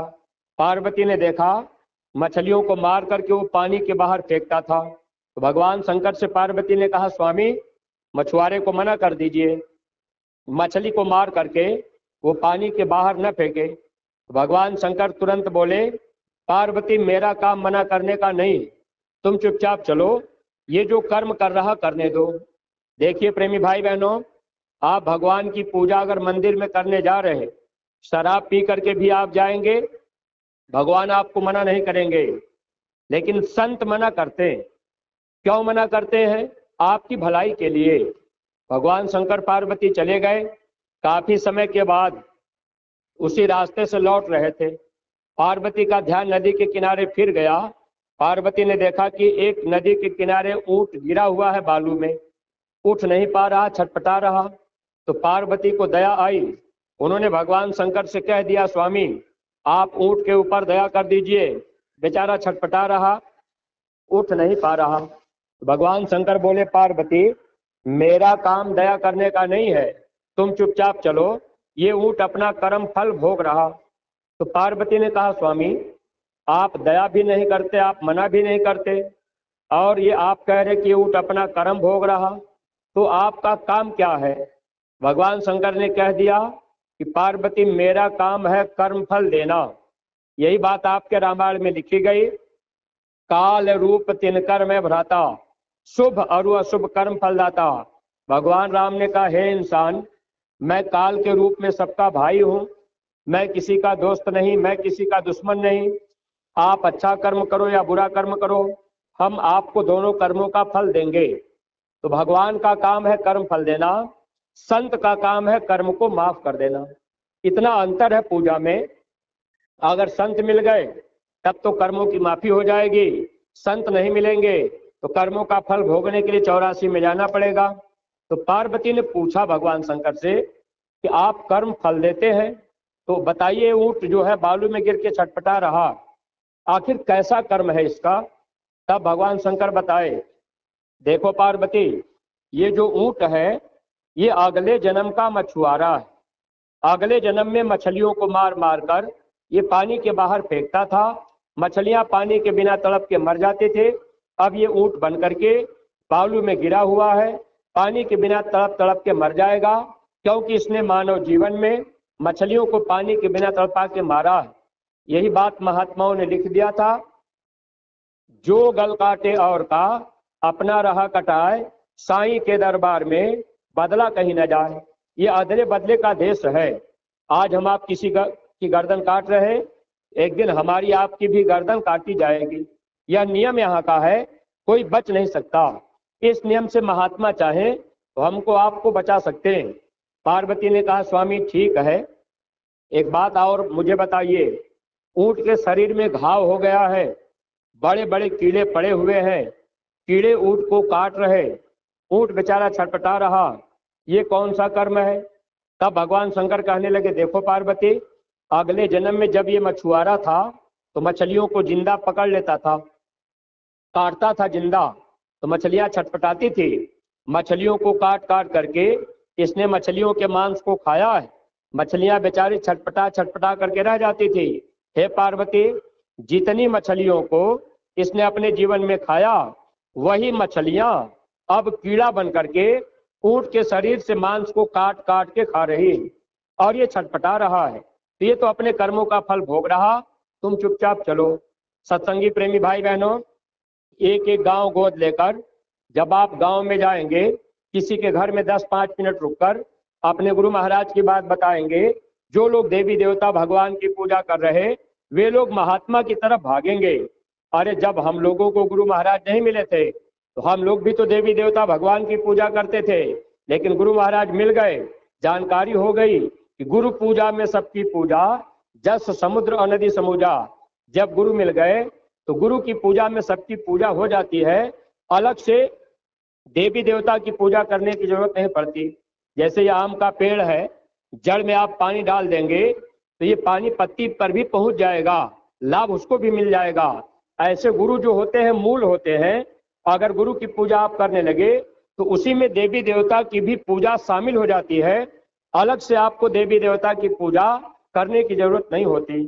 सत्संगी प्रेमी भाई बहनों, आप इन चीजों का ध्यान रखिएगा। और गांव गोद लेकर गांव में आप लोग अगर प्रचार नहीं करेंगे, धर्म का संदेश नहीं पहुंचाएंगे, फिर लोगों के विचार कैसे बदलेंगे? लोग माने चाहे न माने, आप अपने गुरु महाराज की सच्ची बात गांव गांव गली गली जन जन तक पहुंचा दीजिए। और जो ब्लॉक के जिम्मेदार बनाए गए, जिले के जिम्मेदार बनाए गए, न्याय पंचायत के जिम्मेदार बनाए गए, आप लोगों की जिम्मेदारियां हैं। आपके ब्लॉक में कितने गांव हैं, कितने सत्संगी हैं, हर सत्संगी को एक एक गांव की जिम्मेदारियां बांट दीजिए। अगर आपके ब्लॉक में 150 गांव हैं, सत्संगी अगर 300 हैं, तो आप एक गांव पर 2 सत्संगी को लगा दीजिए कि भाई ये गांव आप 2 लोगों के हवाले है, ये आपको गोद दिया जा रहा, इसमें आपको प्रचार करना है। और सत्संगी प्रेमी भाई बहनों, अपनी योजना बनाकर जब जब मौका मिले तो आप उन गांव में जिनको आपको गोद दिया गया उसमें प्रचार किया करिए, आते जाते रहिए। इसी से हमारा आपका काम गुरु महाराज कर देंगे, हमारे आपके कर्मों को महात्मा माफ करेंगे। आप अपने घर परिवार में रहते हैं और आपने अपने जबान से किसी को गाली दे दिया, क्रोध आया, बच्चे को आपने गाली दे दिया, ये कर्म आपका बना होगा, तो वाणी से बुरा कर्म बन गया। अगर आपने गांव गोद लिया है और आप गांव में प्रचार करने चले गए, जिस वाणी से आपने बुरा कर्म किया, अब शब्द कहा, गाली दिया, इसी वाणी से जब आप गांव में जाकर जय गुरुदेव बोलेंगे प्रेम से और अपने गुरु महाराज की बात बताएंगे, यह कर्म महात्मा यहीं पर आपका साफ कर देंगे। इस तरह से जीव को निर्मल करने के लिए महात्मा वचन तो फरमा देते हैं, अगर हम आप बात मानेंगे तब हम आप लाभ पाएंगे। और जब भी आप लोग ब्लॉक के जिम्मेदार और न्याय पंचायत जिले के जिम्मेदार अपना अपना तारीख आप लोग निश्चित कीजिए कि भाई हमारे जिले में हर महीना ये प्रचार होगा। इस समय आचार संहिता है, इसलिए जिले स्तर का प्रचार बिना परमिशन के नहीं होगा। और ब्लॉक और न्याय पंचायत के जिम्मेदार आप लोग भी अपनी अपनी तारीख निश्चित कीजिए कि हमारे ब्लॉक में हर महीने प्रचार होगा। जैसे आपके इस बहुआ ब्लॉक में हर महीने की 30 तारीख को प्रचार होता है, तो जितने सत्संगी प्रेमी भाई बहन सब लोग उस तारीख में इकट्ठा होया करिए।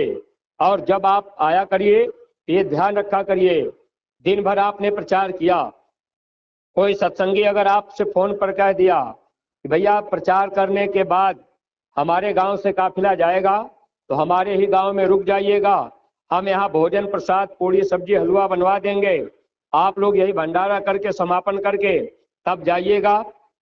तो आप इस बात को अभी से ध्यान रख लीजिए।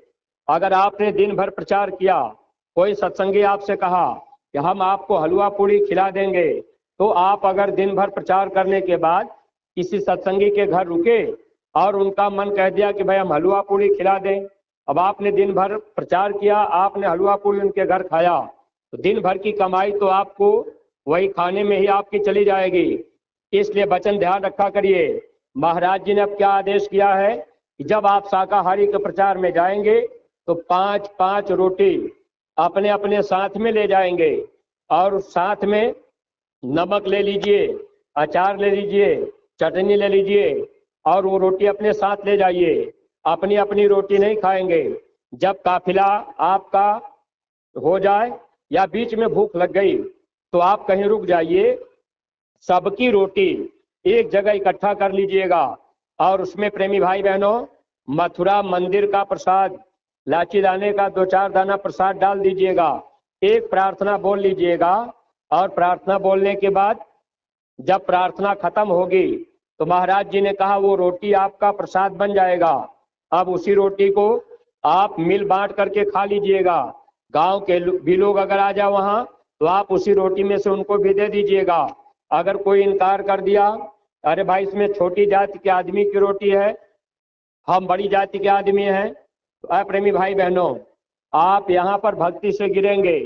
जब लग नाता जाति का तब लग भक्ति न होए, भक्ति करे कोई सूरमा जाति वर्ण सब खोए।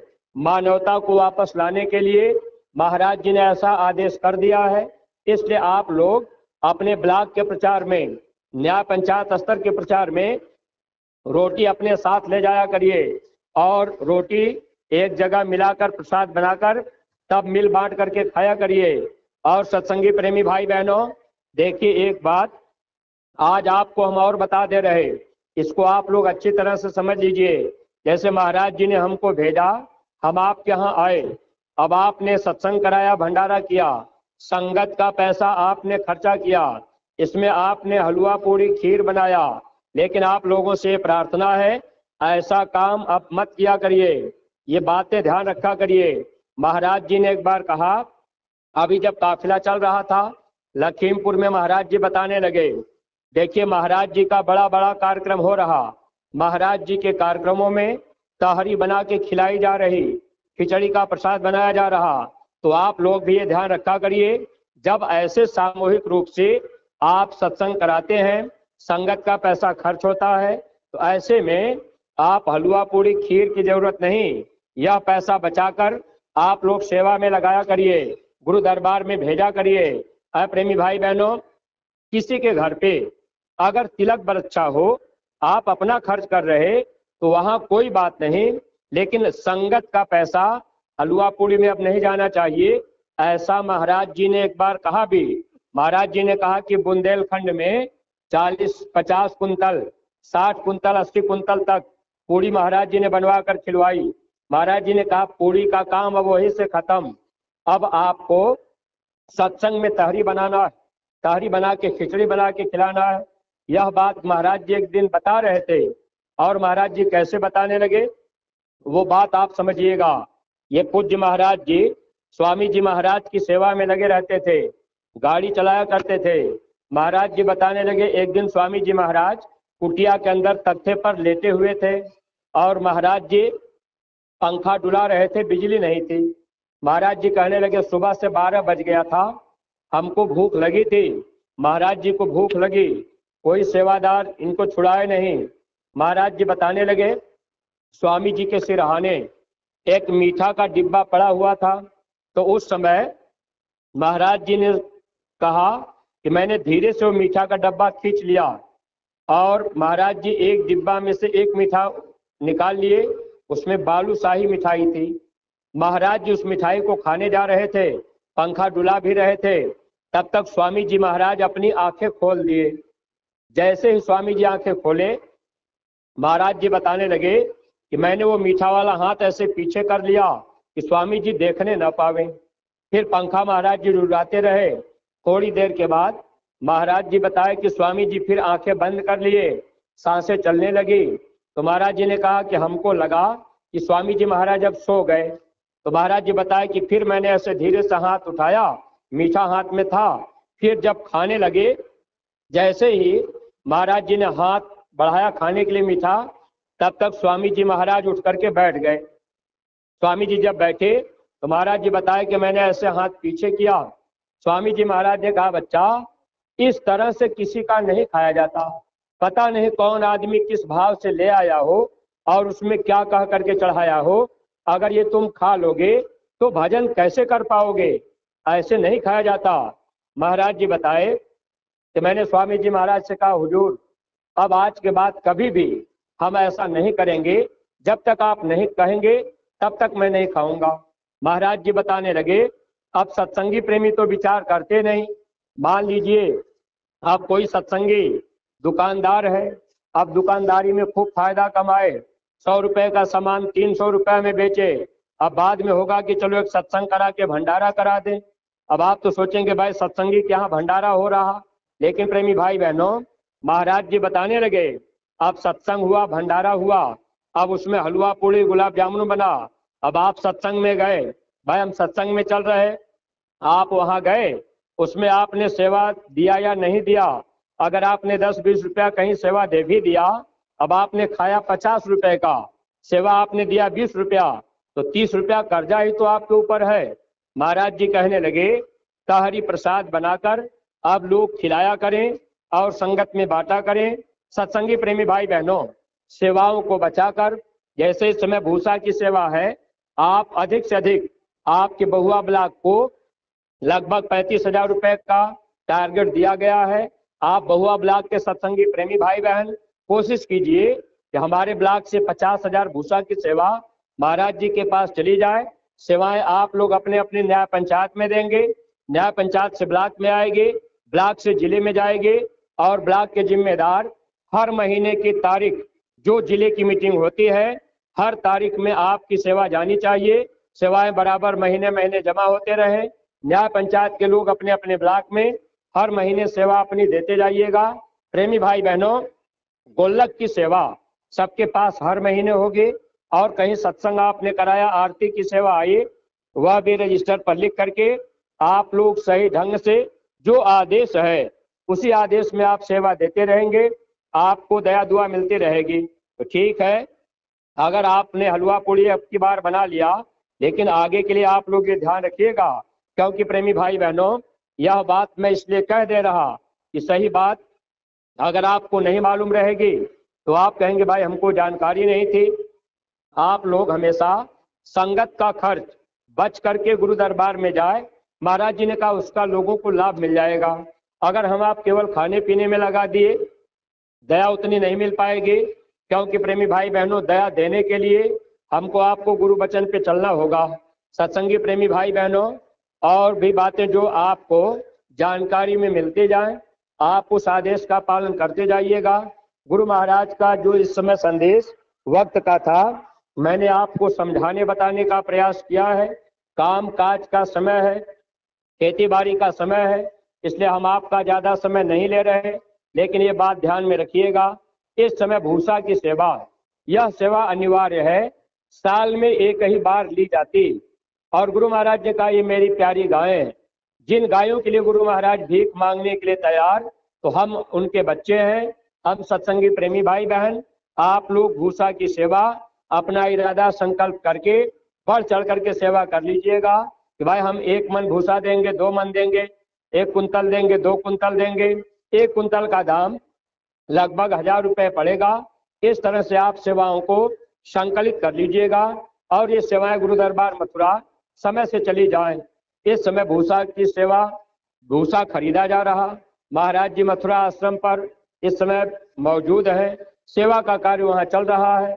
17 मई से 21 मई जो 5 दिन का कार्यक्रम होगा, उस कार्यक्रम की तैयारियां भी धीरे धीरे शुरू हो रही हैं। सत्संगी प्रेमी भाई बहनों, देखिए हम आप थोड़ा सा अगर विचार कर ले तो भूसा की सेवा में हम आप कोताही नहीं करेंगे। वही गुरु महाराज की जो गाय और बैल हैं, गाय के मरने के बाद स्त्री का तन मिलता है, बैल के मरने के बाद पुरुष का तन मिलता है। आज जो गाय गुरु महाराज के दरबार मथुरा में है, उस गाय को देने में हम आप 1500 सेवा नहीं दे पा रहे। वही गाय अगर मर गई, बैल मर गया, हम लोगों के घर परिवार में वो बेटा बेटी बन करके जन्म ले लेंगे, तो आप उस बेटा बेटी के लिए 10-5 लाख रुपया शादी विवाह पढ़ाई लिखाई में खर्च कर देंगे, और उसके लिए आपको परिश्रम भी करना पड़ेगा, क्योंकि बेटी पैदा हो गई तो शादी विवाह करना है और खर्चा भी होगा, तो आप परिश्रम भी करेंगे। अगर आपने उन प्यारी गायों की सेवा कर दिया तो गाय और बैल, प्रेमी भाई बहनों, जो कर्म कर्जा हमारे आपके घर परिवार में का होगा, वह कर्जा महात्मा वहीं पर अदा करा देंगे। अगर इस तरह से हम आप सेवा के भाव को समझते रहेंगे और सेवा करते रहेंगे तो दया दुआ बरकत हम लोगों को मिलती रहेगी। और गांव के जो नए प्रेमी भाई बहन हैं, आप लोगों से हमारे गुरु महाराज ने बस एक प्रार्थना किया है कि आप कोई ऐसा नशा मत कीजिएगा जो बुद्धि को पागल कर दे। माँ बहन बहू बेटी की पहचान नशे में खत्म हो जाती है। किसी बेजुबान जानवर की गर्दन काटकर आप मनुष्य शरीर के अंदर मत डालिएगा। ये मनुष्य मंदिर भगवान का बनाया हुआ असली मंदिर है। अगर आपने इसको गंदा कर दिया तो इसमें भूत प्रेत निवास करेंगे। स्वामी जी महाराज ने कहा कोई घर बाकी नहीं है जहां भूत प्रेत न रहते हो, इसीलिए कमाई का आधा से ज्यादा पैसा बीमारियों में जा रहा है। आज हम आप परेशान क्यों हो रहे? क्योंकि घर घर में बीमारियां बढ़ गई, आगे बीमारियों की आंधी चलेगी। अगर हम आप शाकाहारी सदाचारी बन जाएं, सुमिरन ध्यान भजन करने लगे, ये परेशानियां धीरे धीरे टलती जाएंगी, लोक परलोक बन जाएगा। और प्रेमी भाई बहनों, अंडे का भी सेवन आप लोग मत कीजिएगा। अगर आप अंडे का सेवन करेंगे, आप अंडा खाएंगे, बच्चों को खिलाएंगे, तो उससे आपको कर्म दोष लगेगा। यह कर्मों का भार आपके ऊपर आएगा और इसकी सजा आपको दी जाएगी। सत्संगी प्रेमी भाई बहनों, जब आप गांव गोद लेंगे, गांव गांव में प्रचार करने जाएंगे, तरह तरह के लोग आपसे मिलेंगे, तरह तरह की बात आपसे करेंगे। अगर कोई गांव में आदमी कह दिया कि अरे भाई जय गुरुदेव एक बात बताइए, आपके जैकेट पर लिखा हुआ है किसी जीव जंतु या मनुष्य को मारे नहीं, लेकिन आप खेती बाड़ी का काम करते हैं, तो आप दवा तो मारते ही हैं, कीड़ा तो मारते ही हैं। तो आज हम आप जो सत्संगी प्रेमी, आपने सब्जी की खेती कर लिया तो आपको दवा मारना पड़ेगा। बिना दवा मारे कीड़ा नहीं मरेंगे, फिर आप सब्जी नहीं पैदा कर पाएंगे। तो कीड़ा मारने में भी तो कर्म बन रहा। दुनिया के लोग सोचते हैं ये जय गुरुदेव वाले झूठा प्रचार करते हैं और ये खुद कीड़ा मारते हैं। जैसे प्रेमी भाई बहनों, हम लोग अपने बात विचार व्यवहार को नहीं बदल पाए। अभी सत्संगी होने के बाद भी हम आप बीड़ी सुर्ती तंबाकू गुटखा कहाँ छोड़ पाए। दुनिया के लोग देखते हैं तो कहते हैं कि भाई ये जय गुरुदेव वाले नशा मुक्त समाज बनाने के लिए आवाज लगाते हैं, लेकिन ये खुद बीड़ी सिगरेट सुर्ती पान खा रहे। अब प्रेमी भाई बहनों, हम लोग विचार नहीं कर पाए। महात्मा आए, हमको आपको समझाने का प्रयास किए, लेकिन हम आप उनकी बातों को समय पर नहीं मान पाए। तो ध्यान इस बात का रखिएगा कि कोई ऐसा नशा आपको नहीं करना है जो बुद्धि को पागल कर दे। माँ बहन बहू बेटी की पहचान नशे में खत्म हो जाती है। इसलिए शराब जैसी नशीली वस्तु का सेवन आप मत कीजिएगा। अगर कोई कह देगा कि भाई ये अंगूर से बनी हुई शराब है, अब आपने उसको पी लिया, तो कबीर साहब ने कबीर मंसूर में लिखा है, पहले जब अंगूर से शराब बनाई जाती थी नशा नहीं करती थी। नशा कब से करने लगी? जब से शैतानों ने अंगूर की जड़ में पेशाब कर दिया तो अंगूर से बनी हुई शराब नशा करने लगी। आज हम आप अज्ञानता में कोई कह दिया कि भाई भगवान शंकर की बूटी गांजा है, तो अब हम आप गांजा का भी सेवन करने लगे, उस पर भी हम आप विचार नहीं कर पाए। सत्संगी प्रेमी भाई बहनों, कबीर मंसूर उठा के पढ़िएगा। गांजा पीने वाले जीवों को काल भगवान किस तरह से सजा देते हैं, ऐसा आपके कबीर मंसूर में लिखा हुआ है। गांजा पीने वाले जीवों का जब समय पूरा होगा, जमदूत उनको ले जाएंगे। अब आत्मा लिंग शरीर में रहेगी, पैर ऊपर सर नीचे करके लटका देंगे, गुदा चक्र पे आग का अंगारा रख देंगे, उपस्थ इंद्री को मुंह में लगा देंगे, बगल में जमदूत खड़े हो जाएंगे, मुकदर से पीटेंगे, कहेंगे जोर से खींचो। अब हम आप गांजा पी रहे, जोर से खींच रहे, चिलम से आग निकल गई, धुआं पूरा शरीर में ले गए, फिर बाहर निकाल रहे। ऐसे ही प्रेमी भाई बहनों, ऐसे जीवों को जमदूत जब ले जाएंगे तो पैर ऊपर सर नीचे होगा, टट्टी के रास्ते पे आग का अंगारा रखा जाता है, अपार पीड़ा होती है, 10,000 साल तक जीव हाय हाय करके चिल्लाता रहेगा। और उस समय प्रेमी भाई बहनों, अब ऐसे टट्टी के रास्ते से जो आग रखा जाएगा और धुआं मुंह से निकलता रहेगा, यह पीड़ा तकलीफ सहनी पड़ती है। महात्माओं ने इन तकलीफों को देखा, तब आकर के महात्मा बयान किए, किताबों में लिख दिए। लेकिन प्रेमी भाई बहनों, अगर हम आप इस पर नहीं विचार कर पाए, सत्संग में जाने के बाद अगर हम लोग अपने को नहीं संभाल पाए, मन को नहीं मना पाए, तो नुकसान तो हमारा आपका होगा। तो गांव के प्रेमी भाई बहनों, आप इस तरह का कोई सेवन मत कीजिएगा। अंडे का भी सेवन आप भूल करके मत कीजिएगा। अंडा अगर कोई कह दे कि शाकाहारी में आता है, अब आपने बात उनकी मान लिया, लेकिन एक बात ध्यान रखिएगा, नुकसान क्या होगा। जैसे इस धरती पर ये पेड़ पौधे हैं, अगर आप पेड़ पौधे को काटेंगे, मारेंगे, खाएंगे, तो आपको पाप नहीं लगेगा। और प्रेमी भाई बहनों, दो तत्व के जीव, कीड़ा मकोड़ा, बैक्टीरिया, वायरस, झील, खटमल, अगर आप दवा मार रहे फसल के ऊपर, सब्जी के ऊपर, तो ये दो तत्व के जीव होते हैं। दो तत्व के जीवों को अगर आप मारेंगे तो आपको हल्का पाप लगेगा। एक बार मैंने महाराज जी से पूछा कि महाराज जी, खेती बाड़ी का काम हम लोग करते हैं, दवा मारते हैं, कीड़ा मारते हैं, कीड़े मर जाते हैं तो पाप लगता होगा। महाराज जी ने कहा हल्का पाप लगता है, इसीलिए सुमिरन ध्यान भजन कराया जाता है। तो जब आप सुमिरन ध्यान भजन करेंगे, यह कर्म आपका माफ होता जाएगा। और तीन तत्व के जीव, अंडे से पैदा होने वाले जीव, उनमें तीन तत्व पाया जाता है। अंडा भी तीन तत्व में आता है। अगर अंडे से पैदा होने वाले जीवों को या आप अंडे को खा रहे, आप सजा के भागीदार बनेंगे। आपने मुर्गी को काट दिया, मछली को काट दिया, तो आपको इसका कर्म फल भोगना पड़ेगा। क्यों भोगना होगा? इसके पीछे काल के देश का नियम है। जैसे यहाँ पर बहुमत का राज्य है, जिसको मत ज्यादा मिलेगा, जिसको जो बहुमत में आएगा, सरकार उसकी बनेगी। ऐसे ही प्रेमी भाई बहनों, पांच तत्व की रचना है। एक तत्व के जीव को आप मार काट रहे, पाप आपको नहीं लगेगा। दो तत्व के जीव, कीड़ा मकोड़ा को आपने मार दिया, हल्का पाप लगेगा, सुमिरन ध्यान भजन से साफ होगा।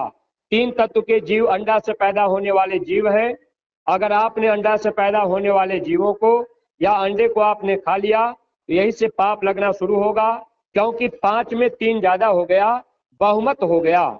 यही से कर्म का विधान चालू हो जाता है। इस चीज को हम आप अगर समझ जाएंगे तो गांव के प्रेमी भाई बहन, आप भी अंडे से दूर हो जाएंगे। अगर नहीं मानेंगे तो सजा के भागीदार हम आप बनेंगे। अपने सत्संगी प्रेमी भाई बहनों, जब आप गांव घर में प्रचार करने जाएंगे, कभी कभी गांव घर में कोई मिला, कह दिया अरे जीवे जीवाहार है, तो बाबा जी मना क्यों कर रहे? तो प्रेमी भाई बहनों, हर जीव का आहार अलग अलग बनाया गया। किसका आहार क्या है, ये सब किताबों में लिखा गया। 80,000 कर्म कांड, 16,000 उपासना कांड, 4,000 ज्ञान कांड, सब वेदों में नियम लिखा हुआ है। मनुष्य का आहार क्या है? साग सब्जी, फल फूल, दूध घी। सुअर का आहार क्या है? टट्टी और बिष्ठा। अब कोई कह दे भाई सुअर भी जीव है, मनुष्य भी जीव है, तो जो आहार सुअर का है वह आहार मनुष्य नहीं कर सकता। जीव आहार तो है, लेकिन सबके आहार अलग अलग बनाए गए। इसलिए गांव के अपने जो प्रेमी भाई बहन, अपने सत्संगी प्रेमी, गांव घर में जब जब आप लोग प्रचार करने जाया करेंगे, कोई आपसे सवाल कर दिया कि भाई अंडा खाने से क्या नुकसान है, अब मुर्गा खाने से क्या नुकसान है, तो कहने के लिए लोग कह देंगे, लेकिन आप नियम को बता सकते हैं। जैसे गांव में आप गए, कोई आदमी सवाल किया, आप उनसे खुद पूछिए कि भाई साहब एक बात बताइए, कोई आदमी मोटरसाइकिल से जा रहा, रास्ते में मेढक का बच्चा मोटरसाइकिल के पहिए के नीचे दब के मर गया, तो गांव के लोग मोटरसाइकिल वाले को नहीं रोकेंगे। अगर उसी मोटरसाइकिल से बकरी का बच्चा दब के मर जाए, गांव के लोग आदमी को तुरंत रोक लेंगे। अगर उसी मोटरसाइकिल से मनुष्य का बच्चा दब के मर जाए, तो गांव के लोग मोटरसाइकिल वाले को मारेंगे, थाने भेजेंगे, मुकदमा करवाएंगे और सजा भी देंगे और जुर्माना भी लेंगे। ऐसा क्यों? अरे मेढक का बच्चा भी जीव है, बकरी का बच्चा भी जीव है, मनुष्य का बच्चा भी जीव है। मेढक का बच्चा मर गया तो हम आप मोटरसाइकिल वाले को नहीं मार रहे, बकरी का बच्चा मर गया तो सजा दे रहे, मनुष्य का बच्चा मर गया तो फिर हम आप उसको मार पीट रहे, थाने भिजवा रहे, मुकदमा कर रहे। ऐसा क्यों? ये नियम है यहाँ का। अगर सत्संग में आना जाना होता रहेगा, हर बातों की जानकारी हो जाएगी। लेकिन सत्संगी प्रेमी भाई बहनों, जब आप गांव गोद लेंगे और गांव में आप प्रचार करने निकला करेंगे, तब लोगों के विचार धीरे धीरे बदलेंगे। लोग कहेंगे ये जय गुरुदेव वाले बात सही बताते हैं। बातें तो किताबों में लिखी गई हैं, लेकिन प्रेमी भाई बहनों, हम आप मानने के लिए तैयार नहीं हो पाए। तो माताएं बहनें, आप लोग भी ये ध्यान रखा करिए। गुरु महाराज ये बात बताया करते थे, अंडा बनता कैसे है। जैसे ये माताएं बहनें, माताओं बहनों को महीना में जब 5 दिन मासिक धर्म हो जाए, तो 5 दिन तक शरीर पर पानी मत डाला करिए। ये पैर घुटने पर से, हाथ यहाँ घुटने पर से, अपना मुंह चाहे जितनी बार धो लीजिए, कपड़े बदल लीजिए, बदन पे पानी नहीं पड़ना चाहिए। अगर आपने बदन पे पानी डाल दिया, यह शरीर आपका बीमारी में रहेगा। जो बच्चे पैदा होंगे बीमारी में रहेंगे, बुद्धि के कमजोर लूजे लंगड़े होंगे, माता पिता की बात को बच्चे नहीं मानेंगे। माताएं बहनें 5वें दिन शाम को स्नान कर सकती है, यह बात गुरु महाराज बताया करते थे। और 5 दिन तक आप रसोई घर में मत जाया करिए, खाना पानी मत छुआ करिए। अगर आपने खाना पानी छू दिया, आपके हाथ का छुआ हुआ खाना पानी कोई खा पी लेगा, उनको भयंकर बीमारी लगेगी। बीमारी 3 प्रकार से आती है, बद परहेजी से, मौसम की तब्दीली से और प्रारब्ध कर्मों से। तो माताएं बहनें, पहले के समय में स्कूल कॉलेज में शिक्षा दी जाती थी, माताएं बहनें पहले परहेज करती थी।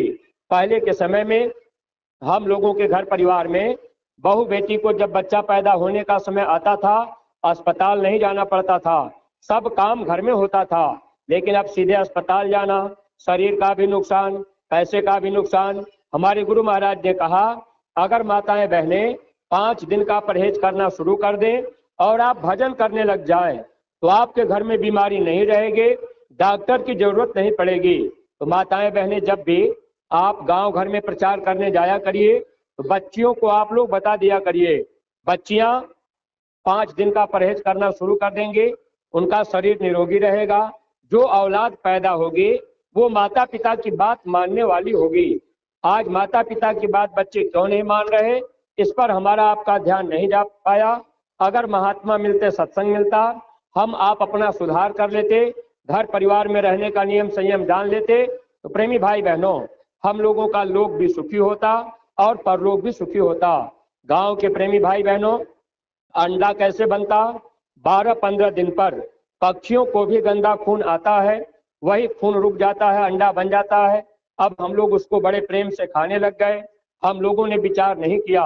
आप अपने घर में बैठकर रोटी खा रहे, आपका बच्चा बगल में खड़ा है, बच्चा पेशाब कर दिया, रोटी पर पेशाब गिर गया, आपने रोटी फेंक दिया कि भाई बच्चे का पेशाब रोटी पर गिर गया, रोटी गंदा हो गया। अपने बच्चे का पेशाब रोटी पर पड़ गया तो आपने रोटी नहीं खाई, रोटी को आपने गंदा मान लिया। लेकिन है प्रेमी भाई बहनों, वही मुर्गे के वीर्य और पेशाब से जो अंडा तैयार हुआ, बड़े प्रेम के साथ आमलेट और चटनी बना के खाने लग गए। अब कहते शिक्षा का स्तर ऊंचा हो गया, हम पढ़े लिखे जानकार हो गए, हम जय गुरुदेव के सत्संग में क्यों जाएंगे, हम मथुरा क्यों जाएंगे, हम तो गीता रामायण को मान रहे, हम रामकृष्ण को मान रहे। अप्रेमी भाई बहनों, अगर आप गीता रामायण को मान रहे, रामकृष्ण को मान रहे, तो उनकी बातों को आप मान लेंगे, आप शाकाहारी बन जाएंगे, तो आगे आने वाले समय में आपका बचाव हो जाएगा। अगर आप शाकाहारी सदाचारी नहीं बन पाए, तो आगे जो बीमारियों की आंधी चलेगी। हमारे गुरु महाराज ने कहा, बच्चा घर घर में आप डॉक्टर बैठा दो, घर घर में आप डिस्पेंसरी खुलवा दो, लेकिन बीमारी जाने वाली नहीं। अभी आपने बीमारी नहीं देखे, अभी आपने गर्मी नहीं देखे, आगे ऐसी गर्मी पड़ेगी, देवियों के गर्भ गर्मी से गिर जाएंगे, लोग बेमौत मारे जाएंगे, अनाज की कमी होगी, अनाज का दाना नहीं मिलेगा, लोग भूखों मरेंगे। लेकिन गुरु महाराज ने इतना कहा है, हमारे प्रेमियों को तकलीफ नहीं होगी। स्वामी जी महाराज ने कहा, बच्चा मैं ऐसी जड़ी दे दूंगा, महीनों तक भूख और प्यास आपको नहीं लगेगी। यही पूज्य महाराज जी जिनकी दाढ़ी बाल काली है, एक बार महाराज जी मथुरा में रहे, हम भी गए, दर्शन किए, ऐसे जमीन पर बैठ गए। महाराज जी कहने लगे, अब सरकार को चाहिए समुद्र से बड़ी बड़ी पाइप लगाकर जगह जगह पानी पीने का इंतजाम कर दें। अब आगे चल करके सूखा पड़ेगा, अनाज का दाना नहीं मिलेगा। महाराज जी कहने लगे, इस धरती पर ऐसा पेड़ है, उसकी इतनी बड़ी बड़ी हरी हरी पत्ती होती है, अगर वो पत्ती लोगों को खिला दी जाएगी, 8-10 दिन तक भूख और प्यास नहीं लगेगी।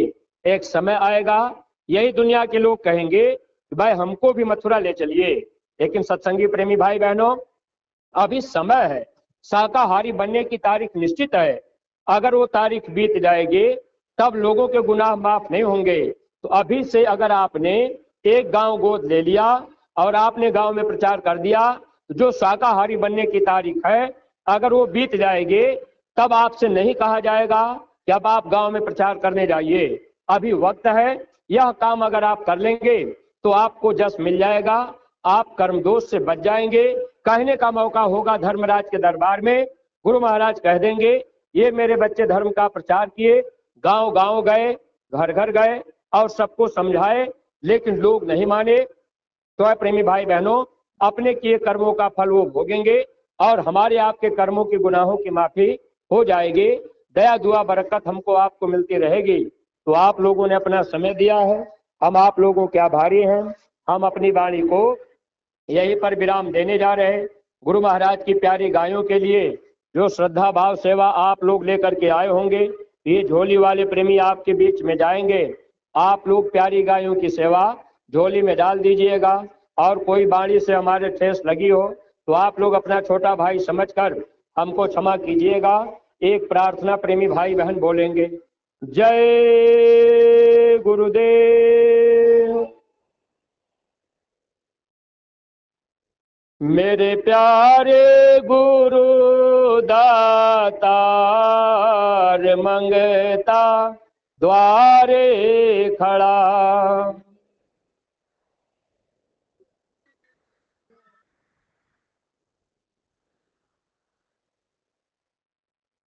मैं रहा पुकार पुकार, मैं हर कर देखो जरा।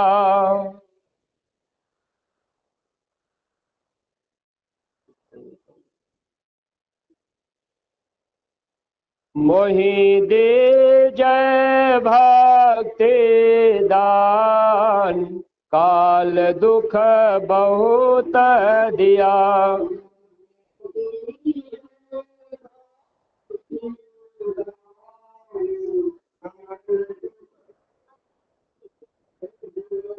मेरी तड़प उठे माही दरस को तरस रहा।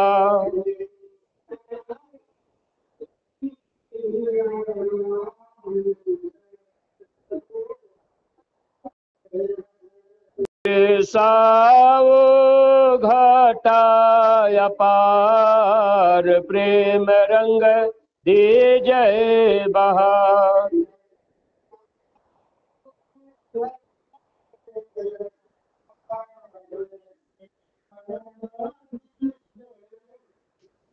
सूरत भीजे यामी रस धार, तन मन होवे हरा।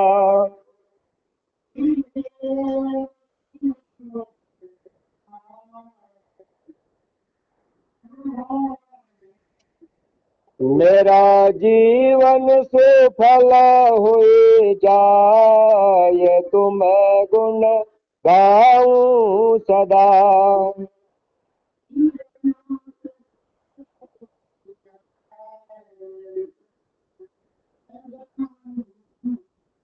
मैं नीच या धम नाकार, तुम्हारे द्वारे पड़ा।